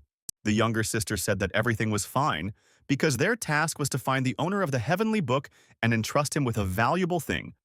Otherwise, their flower faction would be destroyed. And if she killed, then let her be struck by lightning and die a painful death. But she does not understand at all. What does this have to do with the fact that the elder sister is in such a hurry to the Lord of the Dark Path? So the sister didn't answer, and the younger one meanwhile grabbed her wounds and fell to the ground. However, the older sister managed to catch her younger sister. The younger one looked at her body and said that she was in incredible pain. The older one said that it was the effect of the seal. After that, they looked down and saw that the whole city was covered with this plague. Asuru attacked the progenitor and said that everything should not have been like this. However, he knocked her out with one punch and said that she was too late. The man explained that the seal of the Crimson Rivers had collected the spiritual energy of the Empress for him, and now he had broken through 3 levels of the life and death stage. And as long as his seal was intact, he was literally invincible. He looked at Asura and asked, did she really think it would be any different when she tried to return the item called the Seal of Heaven before it reached the Empress, but it was already too late? The forefather laughed and said that she was just a silly little girl, and they were not alike and were not equal. And in fact, she was the next one he would take the power from. However, unexpectedly, Yen Li Shen kicked him and sent him flying. The founder recovered from the blow and said that now nothing will kill him. 100 years ago he failed, and now it will be even more impossible. After all, even if Yen Li Shen is at the stage of life and death, he certainly has not reached the same heights as the ancestor, so he has nothing to hope for. Then the forefather raised his seal and shouted that now the Blood River seal was no longer just a restrictive information, but a sealing spiritual tool art, and there was no greater sacred thing than this spiritual tool. He began to suck energy into this seal and say that while he had this sacred relic in his hands, dominion was on the continent and being a saint was not so difficult. And Li Shen rose up and said that all this time he was wondering where he got such unreasonable courage from. However, now he sees that the evil spirit simply got involved with the spiritual tools. The ancestor could not understand why his saint-filled seal of the Crimson Rivers avoided this person. Meanwhile, Yen Li Shen summoned his energy and said that in that case, the ancestor should call him his lord. Having looked at all this, the man asked how it could be that the heavenly book recognized our hero, because such a question could not be. However, Yen Li Shen didn't respond and simply shackled him. Then Yen Li Shen said that of course what he had made would recognize its creator. However, he was now talking about a thing from the hands of the ancestor. After Yen Li Shen used his power, the skull ceased to be a sacred relic, and all the seals immediately disappeared and everything returned to normal. The ancestor could not believe what he saw because Yen Li Shen had just spoken one word from the 3 divinities of the shrine, and all the prayers he had offered to it were cast down. He could not believe it until now, and asked why he had not heard anything about Yen Li Shen being the ancestor of the spiritual instrument. Yen Li Shen appeared behind him and asked him if he should submit now since they still had some time left. He also added that he had nothing to offer, and they could simply separate his flesh from his bones or boil him alive. After that, he committed suicide. Yen Li Shen thought that this guy doesn't change at all, and the slightest provocation and he immediately runs away. After that, Yen Li Shen looked at the second disciple and said that when her elder sister was in danger, she decided to point her blade at the enemy, and for this, he would tolerate her disobedience. Then he said that he gives her 3 days to get herself in order and come back to Yuhu, and he will give her a chance to explain. By the end of this duel, the sisters finally reached the place of the battle of our hero and everyone else. The second student ran into the forest and fell down exhausted. An unknown woman immediately appeared in front of her and said that it was not easy for her, because after the collision, combined with the blessings of the spiritual instrument that strengthened the broadcast of the Crimson Rivers, she still had enough strength to crawl so far, and this is worthy of the title of the King's Killer. The second student gave her the skull and said that she had returned it, and now they could talk. The woman took the skull and asked, could this really be the skull of the venerable master Yen Li Shen of the Supreme Origin sect? And then she asked, could it be that the disciple has forgotten her master's last words? The second student immediately remembered how her master was dying and said that he could not accept his defeat at the hands of an innocent despot. And if the stars aligned for her, he would ask his student to avenge him. The woman said that the second student was the only one he treasured the most. Therefore, he decided to leave this task to her, but instead, she decided to trust this doll that looked like him, who raised her hand against her student, because it was obvious that this was just a fake that the Empress created. The woman lightly hit her on the chin and said that she could not believe that the king's killer was as self-deluded as the Empress. The second student looked at this woman and said that she would never believe this scoundrel. Immediately after that, the unknown woman used her powers and said that the second disciple, Yan Li Shen, was becoming too troublesome, but everything worked when she weakened her psyche. With the help of her technique, she changed the memories of this girl and said that now she cannot worry, because after this meeting she will not feel anything, and she will feel so good that she will not even be able to remember anything. The woman laughingly said that the curse seal would rid her of all unpleasant memories. And this progenitor of the Crimson Rivers did not bring any benefit until the very end, but still managed to achieve a result. Laughing, the unknown woman said that it was a pity that she did not have time to see everything for herself. On this continent, the woman is called the Lord of the Red Mountain. The next day, two sisters from the Flower faction heard a conversation about how Her Majesty was still unconscious. Therefore, they needed to hurry and call more doctors. The girl stuck her fingers into her chest and said that everything turned out to be worse than she expected. She took out the amulet and said that the master ordered her to give it to the owner of the heavenly book. After that, she looked at her younger sister and thought that it seemed like she wouldn't have such an opportunity for a long time, let alone her sister. Suddenly, she saw that the Lord appeared right in front of her and asked the others to rest. After that, he and the third student, I, went inside. Lolo looked at the Empress and said that the teacher's guess was correct. These are ordinary ones. And Li Shen said that he thought so. And even though the seal is no longer there, she is still unconscious, and he realized this when he carried her back. But many years have passed and he does not know how far they have advanced in developing the poison, so he wants to ask Loluo about it. She immediately explained that I was the kind of person that should have been inhabited in books, and Li Shen asked, is she talking about the poison of the death seal?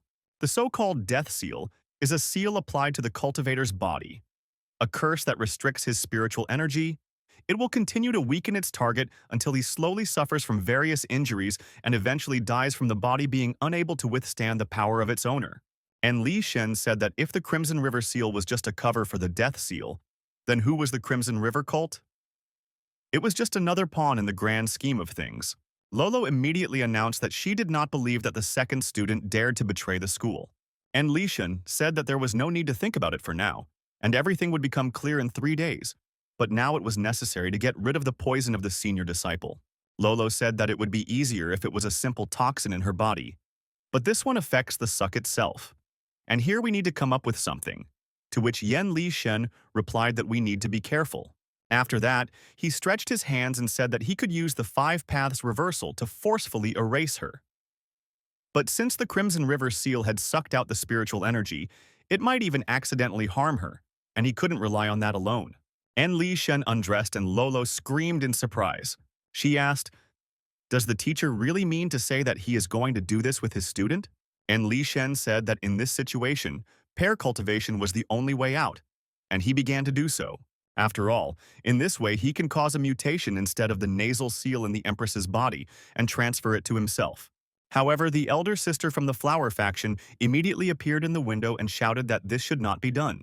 And Li Shen looked at this woman and asked, shouldn't she be resting in the guest room now? The elder sister turned away and said that they could discuss this later. However, if Yang Li Shen was going to use cultivation to rid the Empress, and there might be consequences.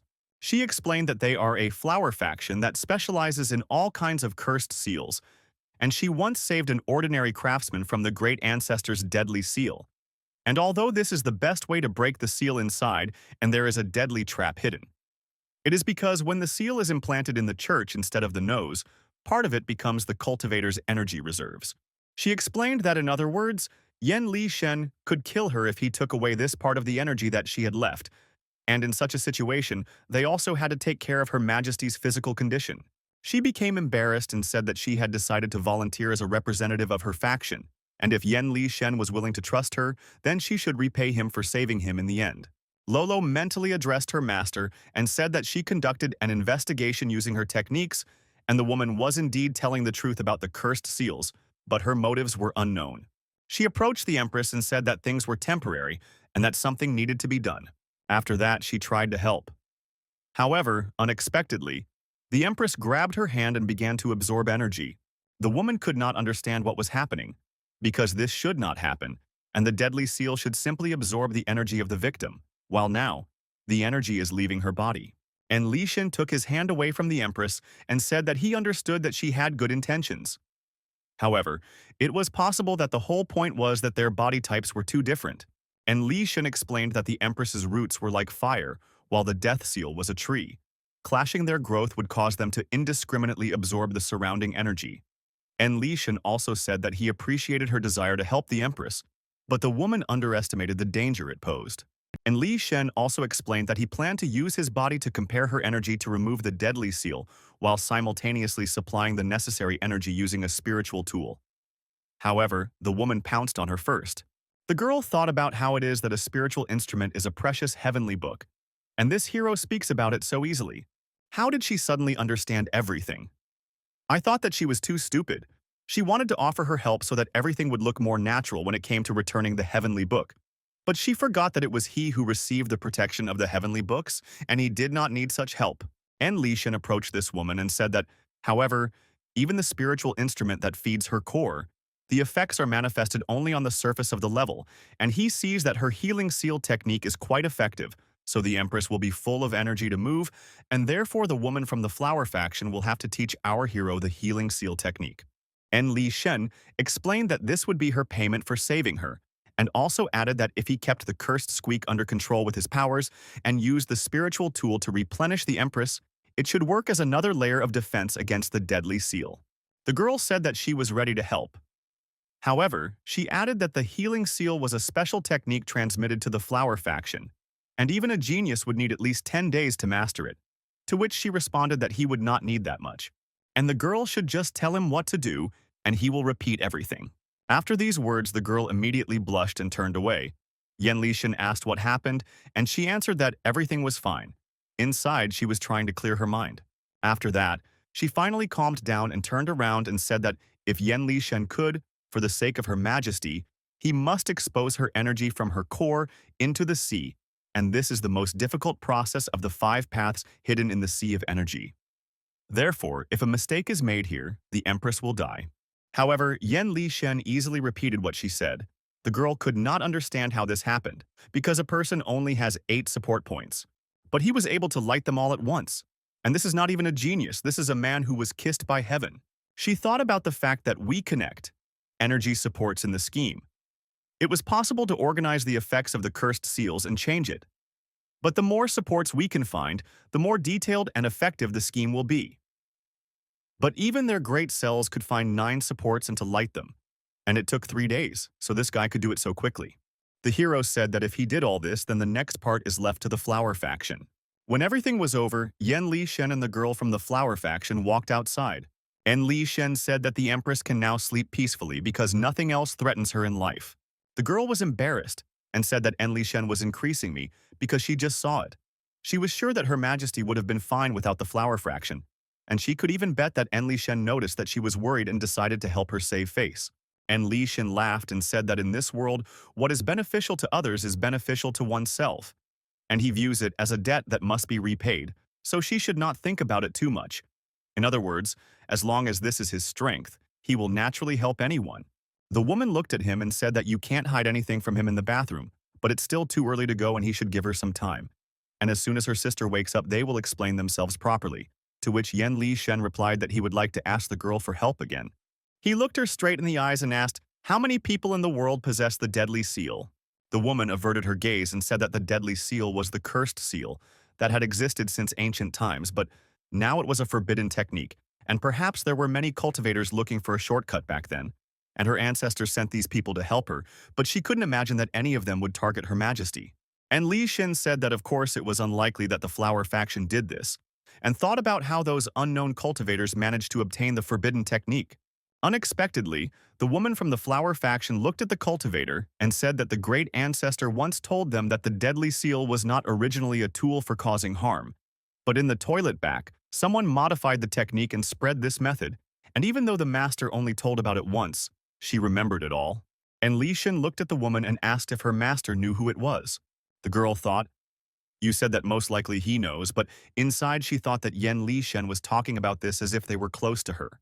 After that, they heard the Empress's voice, and Yen Lishen immediately ran inside, and was glad when he saw that she had woken up. The Empress stood up and asked how everything went. To which Yen Lishen replied that everything was fine, and he had figured it out, but she should rest for now. The Empress looked at her teacher and tears appeared in her eyes. She apologized for lying to her teacher. After that, Yen Lishen wiped away her tears, and the Empress said that she seemed to know why the middle sister did this. And then she told that when Yen Lishen went into seclusion, they left the mountain and returned to the place of their sect. And at the teacher's favorite place for meditation, they discovered a mysterious message. It said that Yen Lishen did not go into seclusion, but was killed by an immaculate despot. And nothing remained of his body, the Empress tried to explain, but could not completely dispel her sister's doubts. The second disciple believed that Yen Lishen had already died and set out to avenge him. The Empress tried to stop her and they fought, but she failed. And Lishen remembered that 100 years ago, this same immaculate despot was at the stage of life and death at the 7th level, and the Asura at that time had not even reached the stage of divinity. And Lishen looked at the Empress and asked what happened next, and she explained that then, even after the split, she grabbed the disciples who still believed in our hero's words as the Empress, regained their sect and renamed it the Supreme Origin Sect. After the middle sister left the mountains, she did not immediately take revenge. She found a group of assassins and wandered around the continent. Loluo at that time went south and decided to investigate the truth about the attacks on the sect. But 15 years ago, the middle sister approached the Empress and said that she had found a way to kill the immaculate despot. She said that she needed the precious mirror of the all-encompassing sky. The Empress tried to tell her this, but it turned into a fight, and they both suffered in it. The second sister returned again and again to steal the seal, but with each failure she eliminated her traces and went into the shadows, until today. The Empress clung to her teacher and said that she didn't expect that she would team up with that old bastard from the Crimson Rivers and return with the title of King's Killer. Yang Lishen thought that it was very strange because the pure despot was powerful and all, but to convince him, it took such an insignificant thing that it was simply ridiculous. Yen Lishen also thought about what the Empress said, that Asura did not immediately take revenge, so her activities during these years before she decided to take revenge deserve attention. While Yen Lishen was thinking about this, he couldn't help but remember that once upon a time she was small and cowardly. She was in the cave and was crying because she was scared and it was dark, when suddenly Yen Lishen appeared and asked what she was doing here all alone, because her older sister was already beside herself with anxiety. The little girl replied that if she did not pass this test of courage, they would no longer play with her. And Lishen smiled and said that the teacher could give her a gift and lend her one of his secret blood. After that, he picked up the girl in his arms and gave her the mirror of displacement, and explained that she should rub it when he was in danger and it would transport her to the safe place. The girl asked if the teacher also felt passionate, to which Lishen laughed and said that of course, because everyone is afraid of something.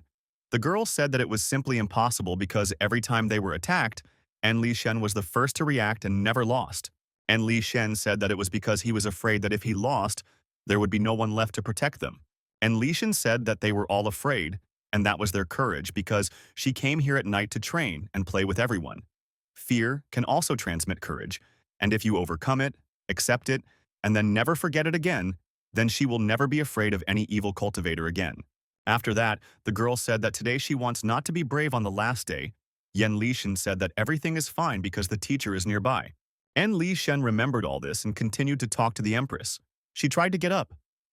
However, he stopped her and said that she was still too weak because he had cleared her body of the deadly seal with the help of dual cultivation, but her firewood was still damaged. Therefore, she needed to rest to recover and she could not rush into it. As soon as Lishen said about dual cultivation, her face immediately changed. Lishen asked what was wrong. She looked at him with an offended look. I asked why the teacher did this while she was unconscious. And then she began to demand that next time he wait until it began. The Empress remembered something and immediately turned to the general. The general replied that according to her order, she was watching the secret passage, and as they assumed, an attempt was made to break in. However, after a short struggle, the man left. The Empress told the general to come back and explain that he was an expert on cursed seals. And then the Empress asked the general to stay where he was, so as not to move unnecessarily, and said that she would send someone for her. The Empress looked at her teacher and said that someone was helping the middle sister, and perhaps the deadly seal was his doing. Considering this, she didn't think they would see her in 3 days. And Li Shan smiled and said that he believed that she would come tomorrow. After that, he explained that he had recently fought with her, and it could be said that her goal from the very beginning was to take the precious mirror of the all-encompassing sky. And she retreated not because of him, because she was too injured. And considering the chaotic situation, and the fact that the Empress was not in the best condition, for her, this was the best chance. To which Internet 30 responded that if the middle sister wanted to improve relations with them, then the puppeteer behind the scenes would not allow her to do as she wanted. And Li Shin said with a smile that they just need to wait until the morning, and then they will find out everything. Meanwhile, the fortune teller finally waited for her master to fully recover. She opened the coffin and with tears in her eyes said that the time had come.